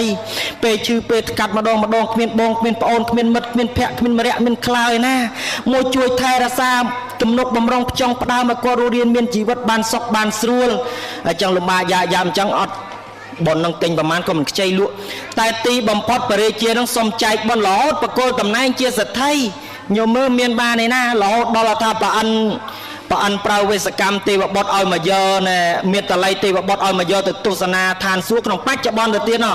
ហ្នឹងរឿងធ្វើកឋិនអីចឹងទេអ្នកដែលគេលើកឡើងថាចូលត្រៃលៀងត្រៃចំហៀងបានធ្វើជាបរិវារគេនោះមិនមែនទេនេះគ្រាន់តែជាពាក្យដែលលើកឡើងដែលគេលើកឡើងតែប៉ុណ្ណោះគ្រាន់តែបំភ័យតែប៉ុណ្ណោះដោយគេថាហូបចុងបើចេះហែលទឹកអញ្ចឹងណាញោមណាតាមការពិតចុងបើវាអត់ផ្អែមចាស់ចេះតែកំឡាចអីចឹងទៅឡើងលើដើមខ្វិតកុំបោកផ្លែខ្វិតនៅលើដើមវាស្កាផ្លែតម្លាក់ចំមកក្រោមមកបានតាហូបដែរអញ្ចឹងវាមានផលមានប្រយោជន៍មួយខាងនិងមួយខាងខ្ញុំកណាដឹងរឿងអ្នកចូលត្រៃលៀងត្រៃចំហៀងនិងបរិវារមានប្រមាណប៉ុណ្ណេះទេតែរឿងដែលកើតទៅជាបរិវារនេះជារឿងមិនពិតទេអម្ចាស់សូមនិមន្តជ្រាបអរប្រគុណណាស់ព្រះរាហុលដ៏ចម្រើនប្រគេនពរឲ្យបួសរហូតកុំឲ្យសឹកឯសោះទេវតាទស្សបរមីវត្ថុស័ក្តិសិទ្ធិមានឫទ្ធិក្នុងលោកជួយថែរក្សាការពារប្រគុណម្ចាស់អង្គនឹងឲ្យបួសរហូតរាល់ជាតិហើយសូមញោមលោកនៅមុខជួយឲ្យពរលោកឲ្យបួសរហូតរាល់ជាតិផងពរបារមីលោកតាតបងកយុងជួយថែអាសាអីចឹងទេអ្នកដែលចូលត្រៃលៀងត្រៃចំហៀងវាមិនមែនទៅជាបរិវារគេទេវាអាចទៅជាសេដ្ឋីក៏បានទៅជាអ្នកមានក៏បានអ្នកដែលទៅជាបរិវារគេគឺទោសមកពីប្រើម៉ែប្រើឪឯណោះទេស្ដាប់បានហើយដោយសេចក្តីខ្លីប៉ុណ្ណេះ ហើយអរប្រគុណណាស់អានិសង្ឃនៃអ្នកធ្វើកឋិននឹងនាំឲ្យយើងកើតឡើងសុវណ្ណតាមានរូបឆោមលោមពណ៌ល្អវិស័យដូចផ្កាយមើលពីចម្ងាយដូចផ្ការូបល្អដូចទេពធីតាក្នុងគំនូចេះគិតគូររកទទួលទានមានបានសុរូបតាមានរូបល្អដូចនាងវិសាខាសុសន្តានាមានសន្តានត្រង់ទ្រាយល្មមមិនតូចមិនធំមិនទាបមិនខ្ពស់មិនទឿពេកមិនវែងពេកមិនខ្លីពេកចក្រវត្តិរាជាហោតិនឹងបានជាអាយុត្តមជាលោកជំទាវប្រធានាធិបតីប្រធានរដ្ឋប្រមុខរដ្ឋជាស្ដេចផែនដីហើយតិខបញ្ញាវិសារតូននឹងមានសតិបញ្ញាឆ្លាតជាអ្នកប្រាជ្ញរាជបណ្ឌិតឆាប់ចេះចាំហើយមួយទៀតបើកើតទាន់ពុទ្ធអង្គណានឹងបានជាអហិភិក្ខុឧបសម្បទាអានិសង្ឃច្រើនប៉ុន្តែដល់ពេលវាខ្លីអស់ហើយបើអញ្ចឹងប៉ណ្ណេះទៅចោះព្រះរាហុលលើយងាករេបែបមករកប្រគុណម្ចាស់កាលែនថែដែលអង្គុយយូរហើយធ្វើមុខឡើងក្រៀមផ្អេសដូចត្រីឆ្អើរខែចែកទៅហើយឯងមើលទៅអស់បានឆ្លោយគេហើយយប់ហើយគេទៅផ្ទះចោលឯងអត់បានឆ្លោយទេមើលទៅក៏ហែលជាកំពុងពិបាកចិត្តព្រួយបតីអញ្ចឹងហើយអោព្រះគ្រូកាលែនហើយអតីតមកពីឥណ្ឌាលក់មុងហើយលក់មុងបានប្រមាណហើយប្រមាណទេនេះគេដល់ថាអញ្ចឹងទៅទោះបីចិត្តមិនចង់ឲ្យញឹមក៏ខំអង្គុយទាញមាត់ឲ្យឲ្យញឹមដែរខំធ្វើដើម្បីឲ្យវាឲ្យញឹមណាញឹមមែនតែនហើយតើប្រគុណជាអង្គម្ចាស់លក់មុងដាច់អីអត់សូមរតនាឆ្លើយអត់ដែលលក់មុងដាច់ទេមួកតលងមុងល្អមុងដាច់គ្មានណាគេទិញទេសូមនិមន្តជ្រាបលក់តែមុងល្អមុងដាច់គេមិនទិញតូចមែនពិតប៉ុន្តែចិត្តដូចពេជ្រពុនរាយ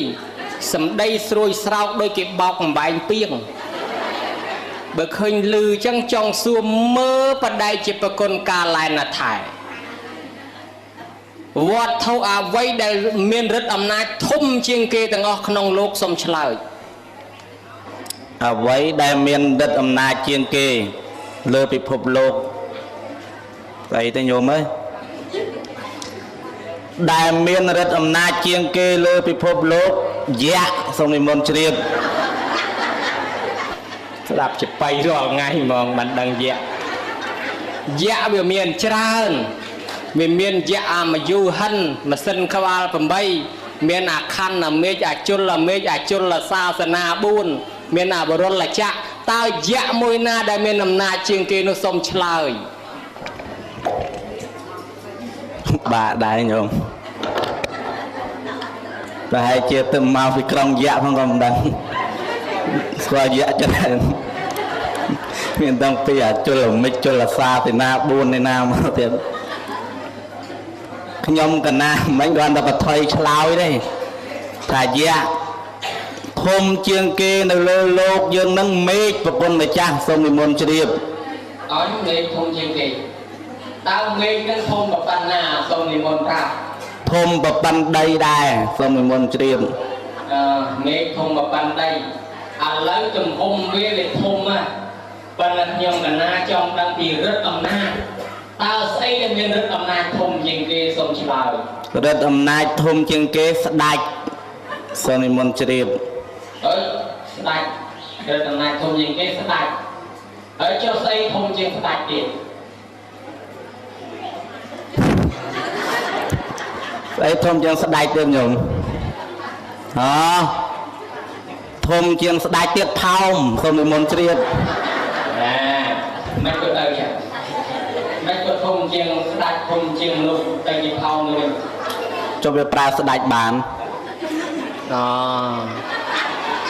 វាប្រើស្ដេចបានមួយយ៉ាងរបស់គេដែរប្រគិនពយលក់មុងឲ្យដាច់ប្រគុណណាស់ហើយខ្ញុំកណាចង់ដឹងចេះសូមអភ័យទោសចំពោះថារឿងរ៉ាវដែលថាធំជាងស្ដេចនៅក្នុងទីនេះយើងចង់និយាយពីរបស់អ្វីដែលវាមានឫទ្ធិអំណាចដែលវាបញ្ជាមិនស្គាល់មនុស្សទូទៅវាបញ្ជាលើមនុស្សទូទៅសំបីពីពុទ្ធពធប្រសង្ឃឬក៏លើស្ដេចលើអ្នកធំអី គឺថាយើងដឹងហើយថាមានរបស់មួយយ៉ាងដែលបញ្ជាលើគេឯងសពយ៉ាងគឺអំណាចកម្មដែលវាដុតរោលខ្លួនយើងនឹងវាធ្វើឲ្យយើងឈឺវាធ្វើឲ្យយើងអាពាតវាធ្វើឲ្យយើងស្លាប់សូម្បីវាមានរិទ្ធធំធេងប៉ុណ្ណាក៏កិច្ចមិនផុតពីសេចក្តីស្លាប់ដែរអញ្ចឹងញោមគិតមើលទីបំផុតយៈក៏ដោយចាញ់រឿងស្លាប់នឹងហ្មងបើយៈកុំស្លាប់មកទល់ឥឡូវមិនតិចទេយៈច្រើនណាស់អញ្ចឹងសេចក្តីស្លាប់វាក្តោបសំបីតែព្រះសម្មាសម្ពុទ្ធក៏ព្រះអង្គនិព្វានបាត់ដែរ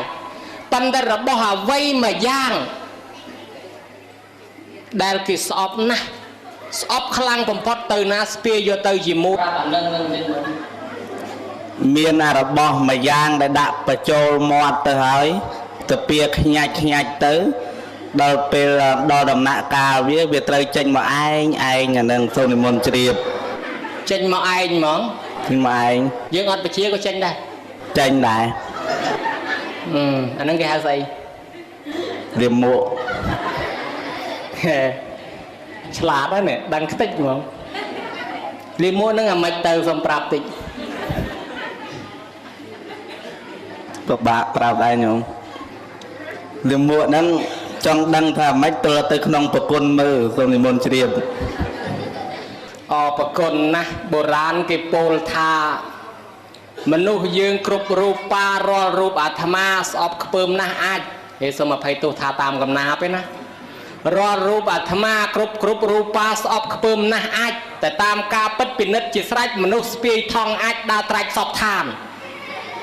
ហើយអង្គណារៀងកប៉ោងធំជាងគេស្ពាយនឹងធំហើយដូចមកជួកដាលអញ្ចឹងយើងឃើញមានអង្គខ្លះកប៉ោងធំហើយតែអង្គណាធំជាងគេស្ពាយធំហើយស្អប់អាហ្នឹងឃើញសិតតែដើរកិច្ចចេញឲ្យធ្វើមុខស្អប់ឃើញទេ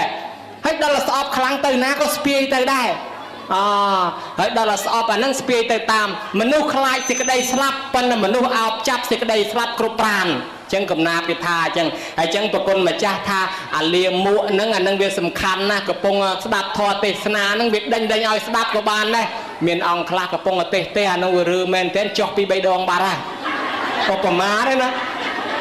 នេះមិនមែននេះលោកមានការអីផ្សេងទេតែនិយាយរឿងពីកន្លងមកមានឧបមាអង្គខ្លះអញ្ចឹងហើយនិយាយខ្លះអញ្ចឹង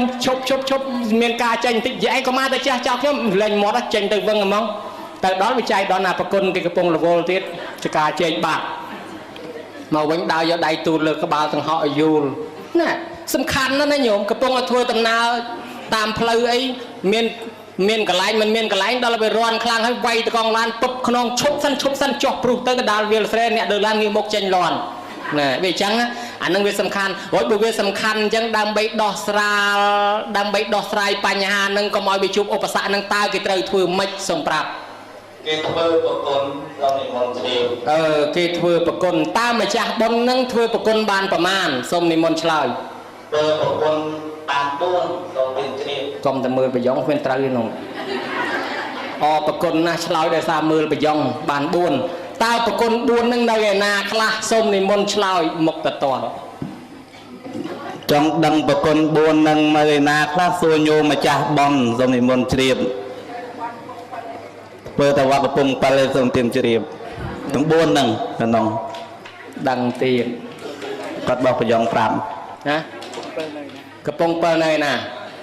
កំពង់7នៅក្បែរស្នៃពុលខាងលិចស្នៃពុលច្រឡំហើយកំពង់7នៅបាត់ដំបងទេកំពង់7ខាងលើវត្តខ្វែងនេះទេកុំទាញទៅរកកំពង់7ឯងនោះទៅលក់មុងនៅក្នុងចំណាំភូមិគេខុសហើយវាមិនត្រូវទេឥឡូវគេធ្វើប្រគុណហើយពាក្យថាប្រគុណហ្នឹងហេតុអីបានគេហៅប្រគុណហ្នឹងវាមានន័យថាម៉េចសូមនិមន្តប្រាប់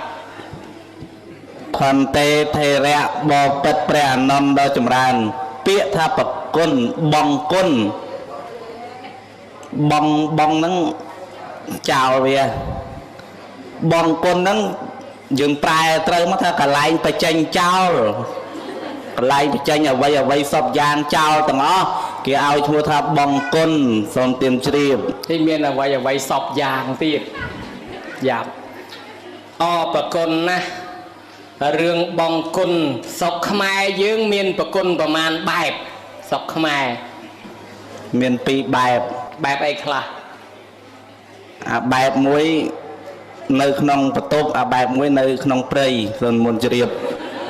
បែបមួយក្នុងបន្ទប់បែបមួយក្នុងព្រៃរួចដេកគុណម្ចាស់ចូលអាណាញឹកជាងគេ ចូលក្នុងបន្ទប់ ពីដើមក្នុងព្រៃដែរហ្នឹងខ្មែរយើងគេហៅប្រគុណចាក់ទឹកប្រគុណចាក់ផេះអាត្មានៅវត្តរោងតម្រៃក្តីវត្តថ្នោតក្តីជំនាន់អាត្មាប្រគុណចាក់ផេះទេចាក់ផេះណាស្មាតោបើខែទឹកទលេលិចអីលុកទៅអានោះផ្លោងទឹកមកវិញផុតក្បាល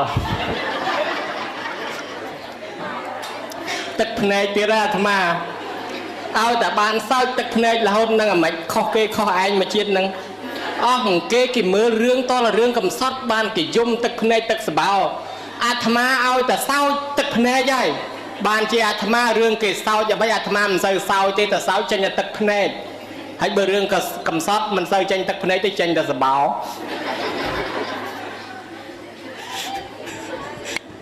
និយាយបន្តិចទៅញោមអារឿងនឹងខាងអាត្មាធ្លាប់នៅពីដើមវាអញ្ចឹងមែនដល់បន្ទុកសិតតែត្រៀមជើងហើយត្រៀមចាប់កិច្ចញោមវាឡងផ្លុងទៅវាឡើងផ្លោងមកវិញញ៉ែហើយដល់តែពេលអាខ្យល់ទឹកវាមកពីត្បូងពីមកពីជើងវាធ្លាក់មកតាមទន្លេមេគង្គអាខេត្តទឹកធំហ្នឹងហើយដល់អាប្រគុណមានពីខាងជើងវត្តតែមកទន្ទុះមកកាត់តាមវត្តហ្នឹងហូរហែវាអញ្ចឹងណាហើយដល់ឲ្យវាទឹកហូរអត់អីទេអ្នកទៅងូតទឹកកាន់អាផ្ដាល់ពាក់អង្ក្បាលអញ្ចឹងទៅដល់គេយកផ្ដាល់បាច់ចេញទៅវាទៅហើយគេងូតទៅហ្នឹងទៅអញ្ចឹងណាហើយអ្នកខ្លះទៀតទៅនៅខាងជួរទន្លេគេចិញ្ចឹមសត្វត្រីថាអីគេធ្វើស្រះគេធ្វើតែធំនេះទេគេអត់អៀនគេធ្វើត្រឹមនេះទេរួចទៅដល់គេអង្គុយប៉ុកចឹងទៅនៅក្បែរផ្លូវជាតិដល់យើងជិះឡានគេងើបមើលមុខយើងឆ្ងល់ចឹងយើងអៀនគេចេញវិញណែ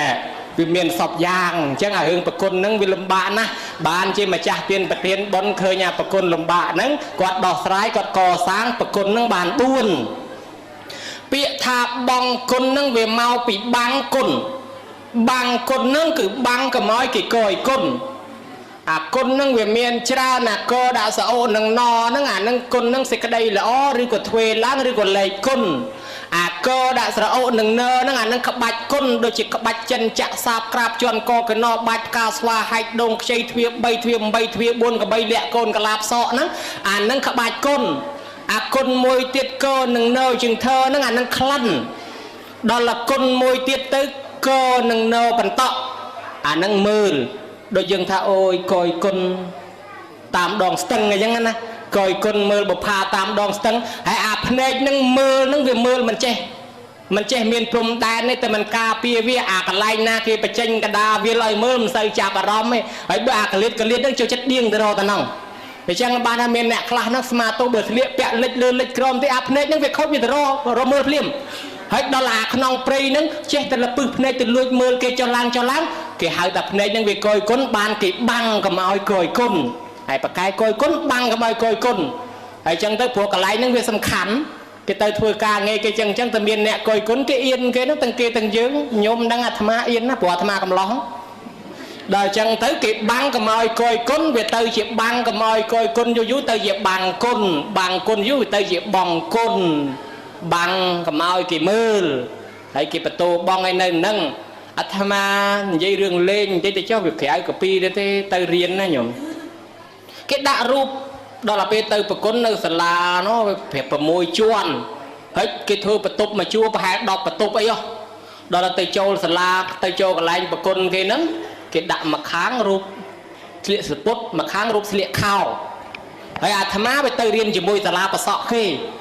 ដល់អញ្ចឹងទៅមើលឯងស្លៀកសពុតទៅខាងណាចេះនេះរូបស្លៀកសពុតមកខាងអាស្លៀកសពុតអានោះស្លៀកខោទេឯងអត់ខោស្រាប់ទៅចូលមកទ្វារទី1ទៅដល់អាទ្វារយើងអត់ទាន់ឃើញបន្ទប់ច្រើនទេចូលទ្វារទី1បានឃើញបន្ទប់គេច្រើនគេអាចងូតទឹកអីគេអាចដោះស្លៀកបំពាក់គេអាចផ្លាយនៅហ្នឹង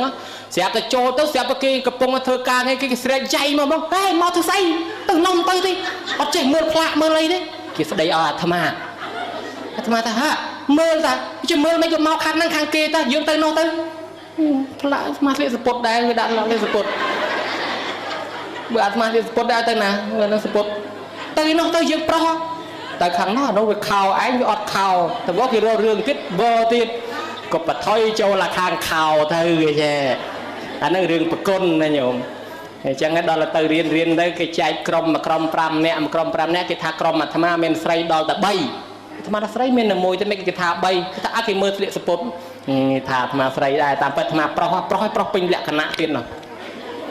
ញោមញាតិពុទ្ធបរិស័ទឥឡូវម្ចាស់បុណ្យនឹងធ្វើប្រគុណដល់តែ4ហើយបើគាត់ធ្វើដល់តែ4អញ្ចឹងតើគាត់បានអានិសង្សយ៉ាងម៉េចជាតិក្រោយកើតមកសម្បូរប្រគុណនឹងច្រើនហ្មងឬក៏យ៉ាងណានាលក់មុងប្រគ្រូកាលែនសុំឆ្លើយបស្សៈវេចនាងអហង្សត្វាបពិតប្រគុណម្ចាស់ជាព្រះអានន្ទដ៏ចម្រើនសាធុវោហើយសាធុសពបរោះប្រុសស្រីទាំងអស់អានិសង្សប្រគុណនឹងក៏ដូចជាសេនាសនៈដែរប៉ុណ្ណាជាទាននៃសេនាសនៈទានដែរបានអានិសង្សទាំងយប់ទាំងថ្ងៃលោកចូលយប់បានបន់យប់លោកឧទាហរណ៍លោកឆានអីតោះណាលោករៀកយប់ទៅចូលបានបន់យប់ដល់ថ្ងៃបានបន់ថ្ងៃបើធ្វើច្រើនការណាល្អការហ្នឹងបណ្ឌកុំវត្ត60អង្គប្រគុណមានតែមួយអាហ្នឹងពិបាកលោកមកអង្គចូលលោកមកអង្គទៀតនៅខ្ជិបក្បួយទៅហ្នឹងក្បែរហ្នឹងអាណាំចូលទៅវាយូរមកបើមើលឃើញនៅខ្ជិបក្បួយមកមើលកន្លែងមកចឹងទៅបានប្រគុណច្រើនទៅអាហ្នឹងវាចេះចូលគ្នាបន្តិចម្ដងអាហ្នឹងឲ្យសពដែរតើញោមពិបាកណាអាខ្ជិបក្បួយហ្នឹងមានតែមួយហ្នឹងពិបាកហ្មងបើបានច្រើនទៅអានឹងចេះលែកគ្នាមកខាងនេះមកខាងនោះមកខាងនោះទាំងអានឹងឲ្យសេចក្តីសុខស្រួលដល់គេដែរអ្នកណាឲ្យសេចក្តីសុខដល់ស្រួលដល់អ្នកដទៃរមែងបានសេចក្តីសុខស្រួលនឹងមកខ្លួនវិញមិនមែនកើតជាក្រៅសម្បូរប្រគុណទេដីគុណសូមទៀនជ្រាបប្រគុណណាស់ប្រគុណម្ចាស់អញ្ចឹងធ្វើប្រគុណច្រើនទៅកុំឲ្យពិបាកខ្ជិបក្បួយទេវាដឹងខ្ទេចតែមកនេះដឹងតាំងពីខ្ជិបក្បួយអាត្មាដល់លឺអញ្ចឹងចង់សួរបន្តិចអាខ្ជិបក្បួយហ្នឹងគេធ្វើអាម៉េចមើលនិមន្តធ្វើបន្តិចមើល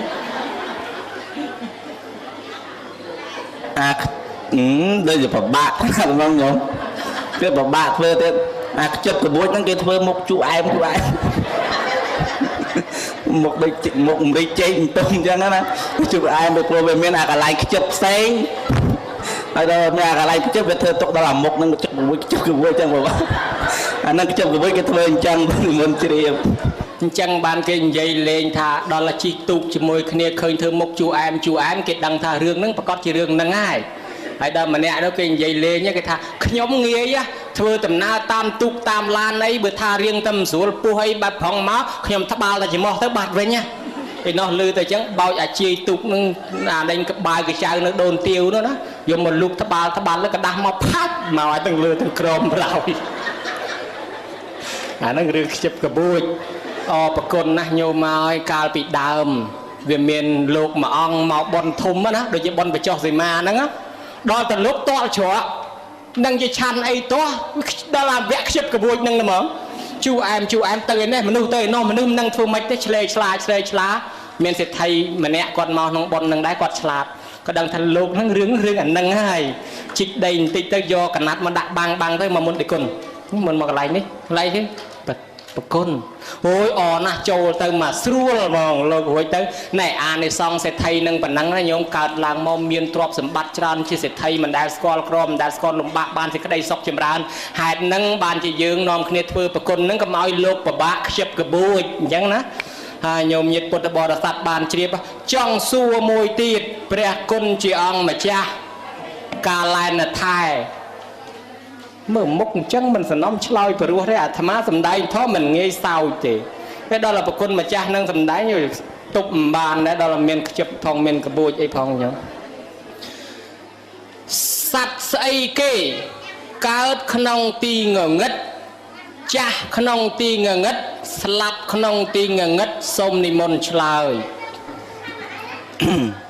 បពិតព្រះអនន្តដ៏ចម្រើនញោមមើលជួយបោះប្រយ៉ងអាត្មា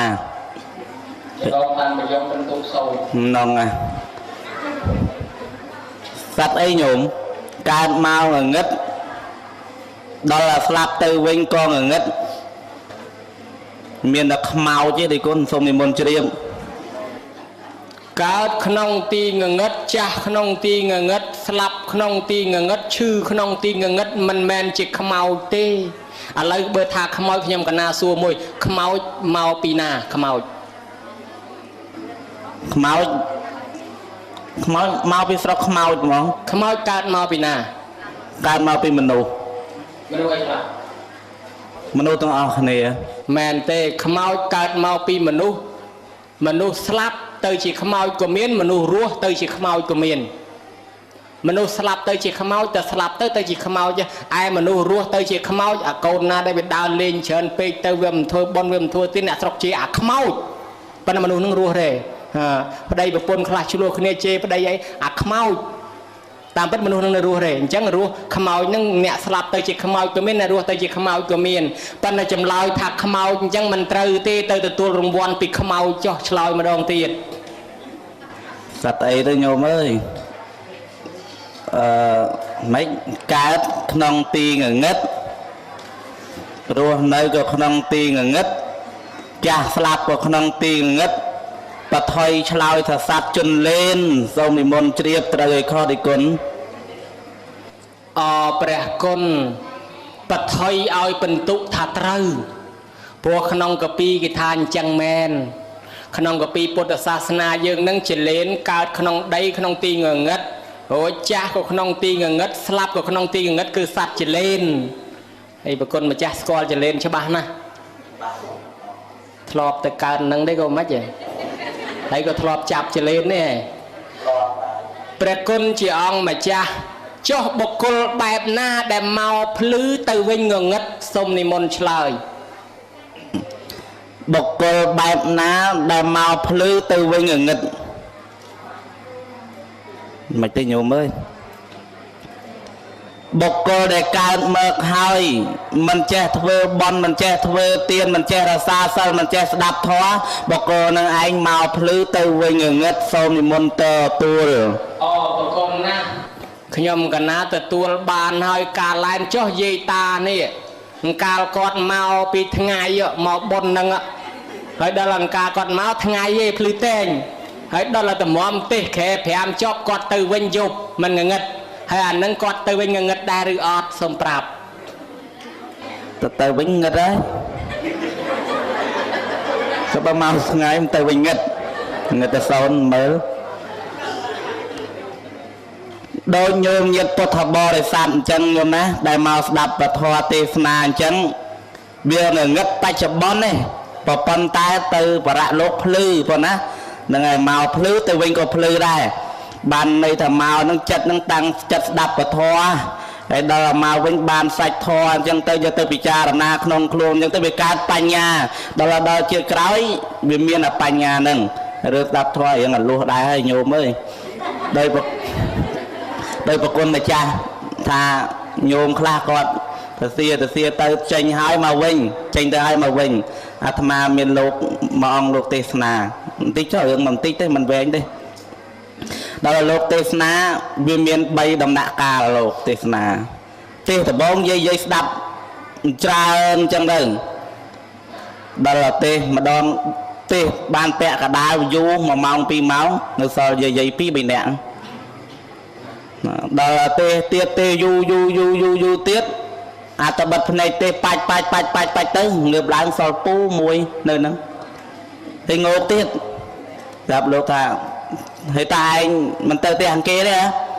ទៅណាដោយគុណបើអំភ្លីមីក្រូខ្ញុំកណានៅហ្នឹងបើគុណតាន់ទេចប់ផងខ្ញុំកណាទៅណាគាត់នៅចាំយាមមីក្រូអាហ្នឹងទេមកបែបដែរណាញោមនឹងរឿងហ្នឹងហើយសម្រាប់ញោមញាតិពុទ្ធបរិស័ទភ្លឺពេលដែលមកពីផ្ទះនឹងភ្លឺហើយមកស្ដាប់ធម៌នោះបាននៅបញ្ញាទៀតអានឹងក៏គាត់ទៅវិញទៅរកកន្លែងភ្លឺដែរសូមទានព្រះមហានន្ទទានជ្រាបប្រគុណណាអញ្ចឹងយាយតានឹងធ្វើដំណើរមកភ្លឺប៉ុន្តែមិនមែនទៅវិញងឹតទេទៅវិញភ្លឺញាតិញោមភ្លឺអត់ចុះបានស្ដាប់ធម៌មកកណយអត់ភ្លឺទៀតទេភ្លឺបានន័យថាយល់ដឹងនៅក្នុងធម៌ដឹងពីសុខដឹងពីទុក្ខដឹងពីបុណ្យដឹងពីទោសហើយសบายក្នុងចិត្តទៀតអញ្ចឹងទៅវិញភ្លឺហើយប៉ុន្តែវាភ្លឺក្នុងធម៌ហើយចុះបើសិនជាបរិវេណវត្តមិនភ្លឺទេអាហ្នឹងវាត្រូវធ្វើម៉េចត្រូវតែដាក់ម៉ាស៊ីនភ្លើងឥឡូវបើនិយាយពីពាក់ព័ន្ធទៅនឹងរឿងភ្លឺអញ្ចឹងខ្ញុំកណាសួរថាតើពន្លឺក្នុងលោកយើងនឹងមានប្រមាណយ៉ាងសូមនិមន្តឆ្លើយពន្លឺក្នុងលោកយើងនឹងមានច្រើនយ៉ាងប៉ុន្តែបើរួមឲ្យខ្លីមកមាន4យ៉ាងសូមទានជ្រាប អារួមឲ្យខ្លីមាន4នឹងស្អីខ្លះសូមឆ្លើយ ទី1គេឲ្យឈ្មោះថាច័ន្ទតោភាពន្លឺហ្នឹងគឺពន្លឺនៃព្រះច័ន្ទពេលយប់ណាញោមមានព្រះច័ន្ទបំភ្លឺហ្នឹងមួយដល់ទី2សូរិយៈោភាពន្លឺហ្នឹងគឺពន្លឺព្រះអាទិត្យពេលថ្ងៃដល់ទី3គេឲ្យឈ្មោះថាអគិោភាពន្លឺហ្នឹងគឺភ្លើងណែអាភ្លើងពូលនឹងក៏ដោយភ្លើងហ្វាក៏ដោយភ្លើងអាក្រៅពីហ្វាក៏ដោយអាអិចត្រិចក៏ដោយអាមិនអិចត្រិចក៏ដោយអានឹងសិតតែតាក់ទងទៅនឹងរឿងភ្លើងគេហៅថាអគិោភាភ្លើងនឹងគឺពន្លឺភ្លើងដល់ពន្លឺមួយទៀតគេឲ្យឈ្មោះថាបញ្ញាោភាពន្លឺនោះគឺបញ្ញាណែមកស្ដាប់ពធទេសនានឹងវាកើតនៅបញ្ញាដាំពូជបញ្ញាទុកឲ្យបានជាញោមញាតិទាំងអស់នាំគ្នានឹងមកស្ដាប់ពធទេសនាសង្ឃាយនាក្រែ5តាំងដល់ពីថ្ងៃរហូតដល់យប់ថ្មនេះអានឹងពន្លឺមាន4នឹងលើសពីនឹងគ្មានក្បាច់ទេដោយគុណសូមជ្រាបអត់ក្បាច់ទេអស់ហើយមានអាពលឺអំពូលអិចត្រិចក្តីមិនអិចត្រិចក្តីអានឹងក៏ពលឺដែរចង់សួរទៀតអាមិនអិចត្រិចហ្នឹងអំពូលអាមិនទៅទៀតណាប៉ុន្តែបណ្ដាពលឺទាំង4ហ្នឹងតើពលឺណាភ្លឺជាងគេសូមនិមន្តឆ្លើយពន្លឺដែលភ្លឺជាងគេគឺបញ្ញាោភាពន្លឺអ្វីភ្លឺមិនស្មើនឹងបញ្ញាឡើយបានន័យថាព្រះច័ន្ទបំភ្លឺបានតែពេលយប់ទេឯព្រះសូរិយាយើងក៏បំភ្លឺបានតែពេលថ្ងៃដែរអំពូអិចត្រិចអំពូម៉ែនអំពូអុយអំពូពងមន់ក៏ដោយបំភ្លឺបានតែពេលយប់ពេលថ្ងៃទេក៏ប៉ុន្តែបញ្ញាបំភ្លឺបានទាំងយប់បំភ្លឺបានទាំងថ្ងៃអ្នកងឹតក៏មានក៏អាចភ្លឺបានអ្នកមិនងឹតក៏អាចភ្លឺបានអាស្រ័យមកពីបញ្ញានឹងវាជាប្រតិបបំភ្លឺទាំងពេលយប់បំភ្លឺទាំងពេលថ្ងៃណាព្រះគុណម្ចាស់ព្រះអនន្តសូមនិមន្តជ្រាបតូចមែនពិតប៉ុន្តែចិត្តដូចពេជ្រពុនរាយមួយម៉ាត់ទៅពី3ម៉ាត់មកវិញមិនខ្ចីទឹះមិនខ្ចីតល់លោកថាភ្លើងភ្លឺពិតមោះឬពុំស្មើសូរិយាព្រះសូរភ្លឺឡើងចាំងចែងមេឃធាប៉ុន្តែដល់ពេលវេលាអស់ស្ដងគុតអលុតប្រសូរសែងទៅរីឯពន្លឺពធតែភ្លឺហើយភ្លឺពីបច្ចុប្បន្នភ្លឺដល់លោកខាងមុខសំបីអ្នកពិការភ្នែកងឹតភ្នែកក៏អាចភ្លឺបានដែរប៉ុន្តែបើមិនមានពន្លឺពធទេនោះអ្នកភ្នែកភ្លឺក៏ហ៊ានទៅធ្វើអំពើអាក្រក់ហ៊ានវាយឪពុកហ៊ានវាយម្ដាយនោះហើយមនុស្សរស់ក្នុងទីងងឹតដែលអត់មានពន្លឺពធសំបីភ្នែកភ្លឺក៏ប៉ុន្តែអត់មានពន្លឺពធក៏មនុស្សធ្វើអំពើអាក្រក់ប៉ុន្តែបើមានពន្លឺពធហើយមានពន្លឺបញ្ញាហើយមនុស្សនឹងឯងអាចធ្វើអំពើល្អបានចុះពន្លឺនៃបញ្ញានឹងវាកើតមកពីណាដែរសូមប្រាប់ពន្លឺនៃបញ្ញាវាកើតមកពីណាញោមវាកើតមកពីអង្គ3ទី1គេឲ្យឈ្មោះថាសោតមយៈបញ្ញាកើតពីការស្ដាប់កើតពីការស្ដាប់ឯមួយទៀតចន្តមយៈបញ្ញាកើតពីការគិតដល់បញ្ញាមួយទៀតគេឲ្យឈ្មោះថាភាវនាមយៈបញ្ញាកើតពីការចម្រើនមេត្តាភាវនាបើញោមចង់ឲ្យកើតបញ្ញាវាទាល់តែស្ដាប់ច្រើនស្ដាប់ពធមកថាទេសនាក៏ដោយយប់ក៏ដោយនៅត្រង់ស្ដាប់អានឹងបានវាកើតបញ្ញា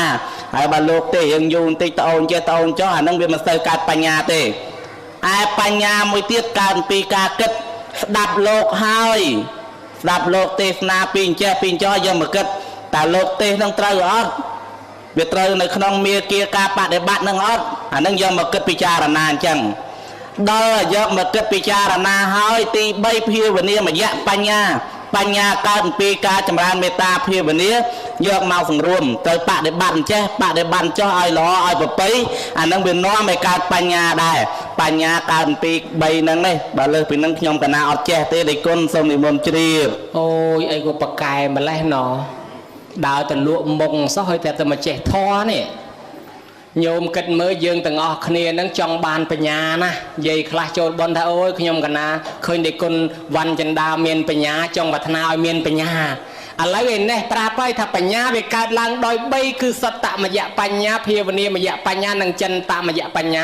ញាកើតពីការគិតបញ្ញាកើតពីការស្ដាប់ទៅកើតបញ្ញាសោះសូសាំងលភតេបញ្ញាស្ដាប់ដោយល្អកើតបញ្ញារួចបញ្ញាកើតពីការចម្រើនភាវនាអញ្ចឹងការស្ដាប់ ស្ដាប់ធរហើយបើងងឹតក៏ស្ដាប់មិនបានបើអត់មានភ្លើងអត់មានមីក្រូក៏ស្ដាប់មិនបានជាម្ចាស់បុណ្យនឹងទិញម៉ាស៊ីនភ្លើង2សម្រាប់តម្កល់ក្នុងពុទ្ធសាសនា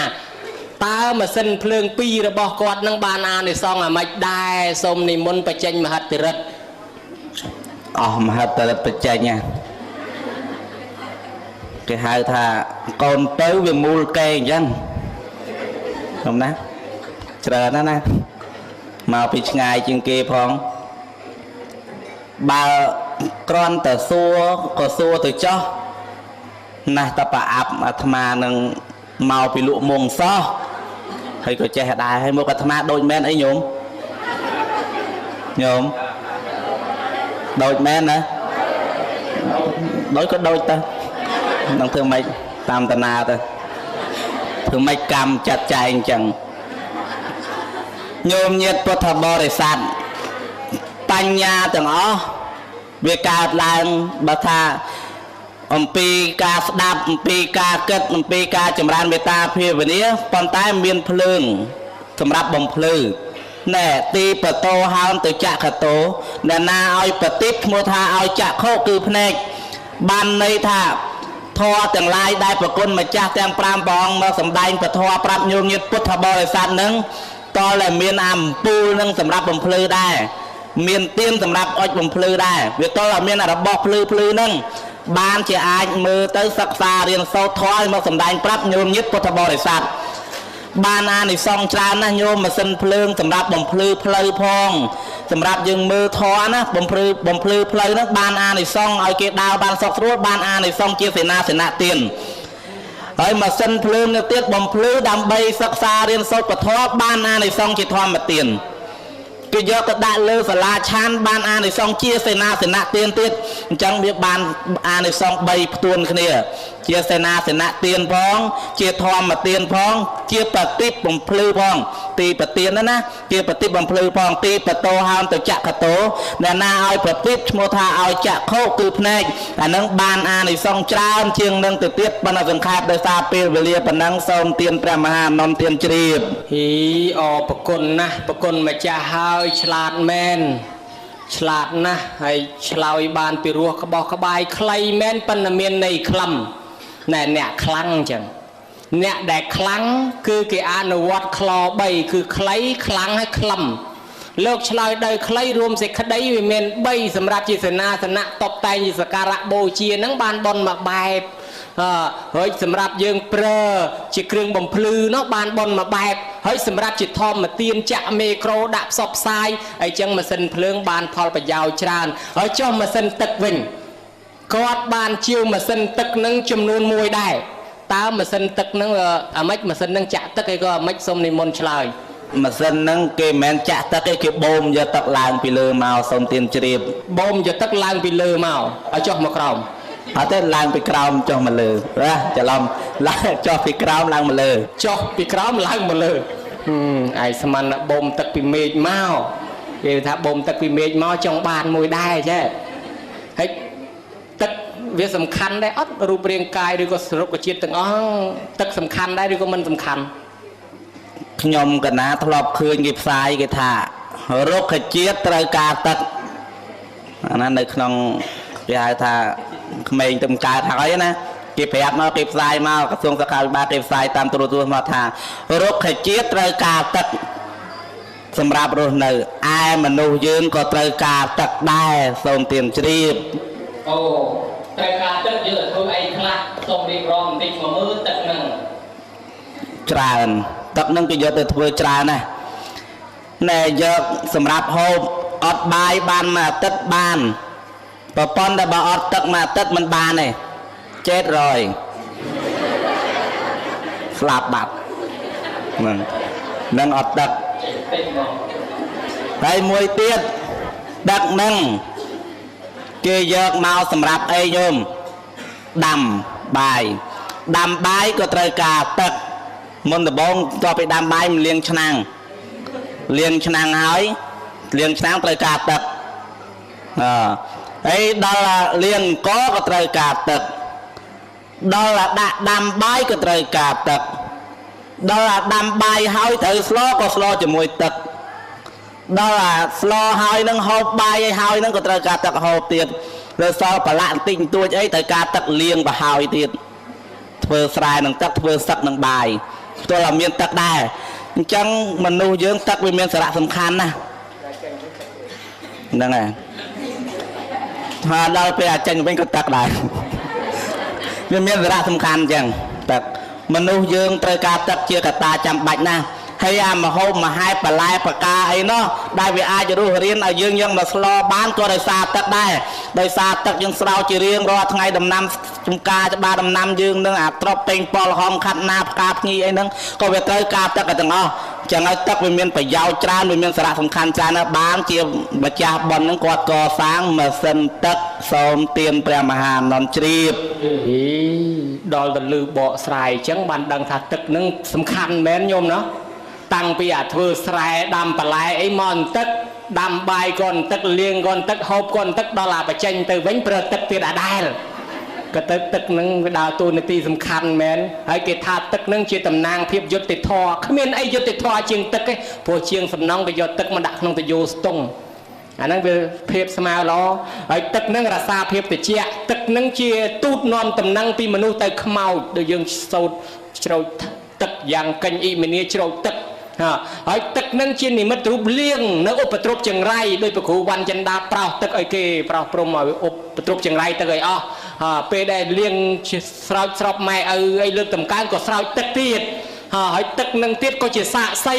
ដឹងរឿងទានរបស់យើងដោយប្រវេសន្តរធ្វើទានក៏ជ្រោចទឹកហើយចឹងទឹកនឹងសំខាន់មែនហើយបើទឹកសំខាន់យ៉ាងហ្នឹងចុះអ្នកដែលធ្វើបុណ្យម៉ាស៊ីនទឹកហ្នឹងបានអានិសង្សយ៉ាងណាដែរកើតជាតិក្រោយសបោទឹកហ្មងឬក៏យ៉ាងម៉េចប្រគុណអង្គនេះសបោទឹកហើយក៏ធ្លាប់ឲ្យម៉ាស៊ីនទឹកហើយកើតជាតិក្រោយនៅក្នុងទឹកឬក៏សបោទឹកឬក៏អានិសង្សវាទៅជាយ៉ាងម៉េចដែរសូមរតនាប្រគ្រូនាលក់មុងហ្នឹងជានាមកាលែនថែហ្នឹងបញ្ចេញវាចាថ្លាទម្លាក់ឲ្យតិចជូនយាយតាឲ្យព្រោះក្បោះក្បាយមកមើលសូមនិមន្តសូមនិមន្តទៅហឹមទៅអាមយុហិនយៈដែរទាំងបានតែអាត្មាថាទៅមកពីក្រុងយៈផងក៏មិនដឹងចាញោមញាតិពុទ្ធបរិស័ទទឹកនឹងអ្នកឲ្យទានទឹកក៏មិនមែនការជាតិក្រោយសបោទឹកដែរតែការជាតិក្រោយសបោទឹកហើយទឹកនៅជុំវិញការជាតិត្រីមិនចឹងទេញោមហើយបបទៅញោមថាហេដូចគុណខំធ្វើបន់ដាក់ម៉ាស៊ីនទឹកអស់មកកណោមកសំដែងថាការជាតិក្រោយសឹកឯងទៅការជាតិត្រីnóអត់ប្រយោជន៍ទៀតខំធ្វើបន់អត់ទេញោមណែទឹកនឹងវាតំណាងភាពត្រជាក់ត្រជុំដោយប្រគុណម្ចាស់បានលើកឡើងមកអញ្ចឹងប៉ុណ្ណាថាវាតំណាងនៃសេចក្តីស្មោះត្រង់ហើយវាតំណាងនៃភាពត្រជាក់ត្រជុំយើងដាំពូជត្រជាក់ទឹកនឹងវាត្រជាក់អញ្ចឹងហើយយើងដាំពូជត្រជាក់ត្រជុំការជាតិក្រោយវាមិនមែនបានទឹកនឹងទេវាកើតជារបស់ទឹកអីផ្សេងបំលែងចេញពីទឹកហ្នឹងបំលែងចេញពីទឹកដោយគាត់ថានាងធនទាស័យខ្ញុំណាគាត់នាងធនទាស័យបើយើងគិតថាគាត់តែដងទឹកប្រគិនព្រះមកក្អមនាងនឹងទៅការជាទេវតាហើយចុះតម្រាំញោមញាតទិញម៉ាស៊ីនបូមមកអាក្បាលបូមដឹងប្រមាណវ៉ាត់ផងបូមចេញពីក្នុងដងមកបានប្រមាណពីងគេមកក្អមទៅការទេវតាហើយចុះញោមតម្រាំរាប់បាសសាំងរាប់ពីងទៀតទៅការជាទេវតាលើសពីនឹងទៅទៀតលើសពីទេវតាទៅទៀតអញ្ចឹងហើយទឹកវានាំឲ្យកើតឡើងវាត្រជាក់ត្រជុំសុខដុមរមនាអ្នកណាចង់ផ្ចាញ់ចង់ផ្ចាក៏មិនកើតដែរដោយសារតែអ្នកមានក្តៅក្រហាយអីគេមកចង់ក្តៅក្រហាយដោយសារយើងនឹងមានអាដាមពូជទឹកហ្នឹងវាទៅជាត្រជាក់វិញវាមិនអាចមកក្តៅក្រហាយនៅក្នុងក្រុមគ្រួសាររបស់យើងបានវានាំមកនៅភាពត្រជាក់ត្រជុំសុខដុមរមនាមិនមែនការជាក្រោយសបោទឹកទេតែការជាក្រោយសបោទឹកច្រើនពេកញោមគាត់លែងទិញម៉ាស៊ីនដាក់វត្តហើយឆ្លើយបានប៉ុណ្ណឹងលើសពីនឹងខ្ញុំកណាអស់ក្បាច់ឲ្យហត់ផងនិគុណសូមនិមន្តបើអស់ក្បាច់ហើយមិនបាច់ប្រយុទ្ធទៀតទេអញ្ចឹងណាចាំទៅត្រៀមក្បាច់បានប្រមាណចាំមកប្រយុទ្ធទៀតចឹងប្រគុណណាស់លោកតាដបងកញូងចាប់ជាតិទេមិនដឹងយ៉ាងមើលមុខទៅតឹងទៅស្តៀងគ្នាដែរហើយសបល់បែបចង់ចលិះគ្នាបន្តិចបន្តួចដែរប៉ុន្តែសំឡេងមៀតធំល្អសំឡេងនេះបើកុំឃើញមុខកណាថាមៀតប្រប៉ិនពីងដល់មកឃើញមុខងាប់មុខអញ្ចឹងសោះឲ្យលោកទេសគេដែរណោះបកែណាប្រគុណម្ចាស់ហើយសូមប្រគុណជូនពរឲ្យប្រគុណម្ចាស់កើតជាតិណាមានរូបឆោមលោមពណ៌ស្អាតដូចជាតិនឹងទៀត ឬក៏លើសពីចិត្តនឹងទៀតទៅចោះតាមនៃគុណប្រាថ្នាសូមឲ្យបារមីលោកតាដបងកញូងជួយថែអាសាការពារប្រគុណម្ចាស់អង្គនឹងមិនបាច់បួសរហូតទេបួសតែម្ដងនឹងបានទេប៉ុន្តែកុំសឹកឲ្យសោះនៅឲ្យបន្តតែចាស់ព្រឹកចាស់ព្រៀងតែហ្មងទៅចាំយាយបបួលគ្នាឆ្លាក់រូបដោយលោកតាដបងកញូងមួយទៀតគ្រាន់គោរពបូជាពេលក្រោយ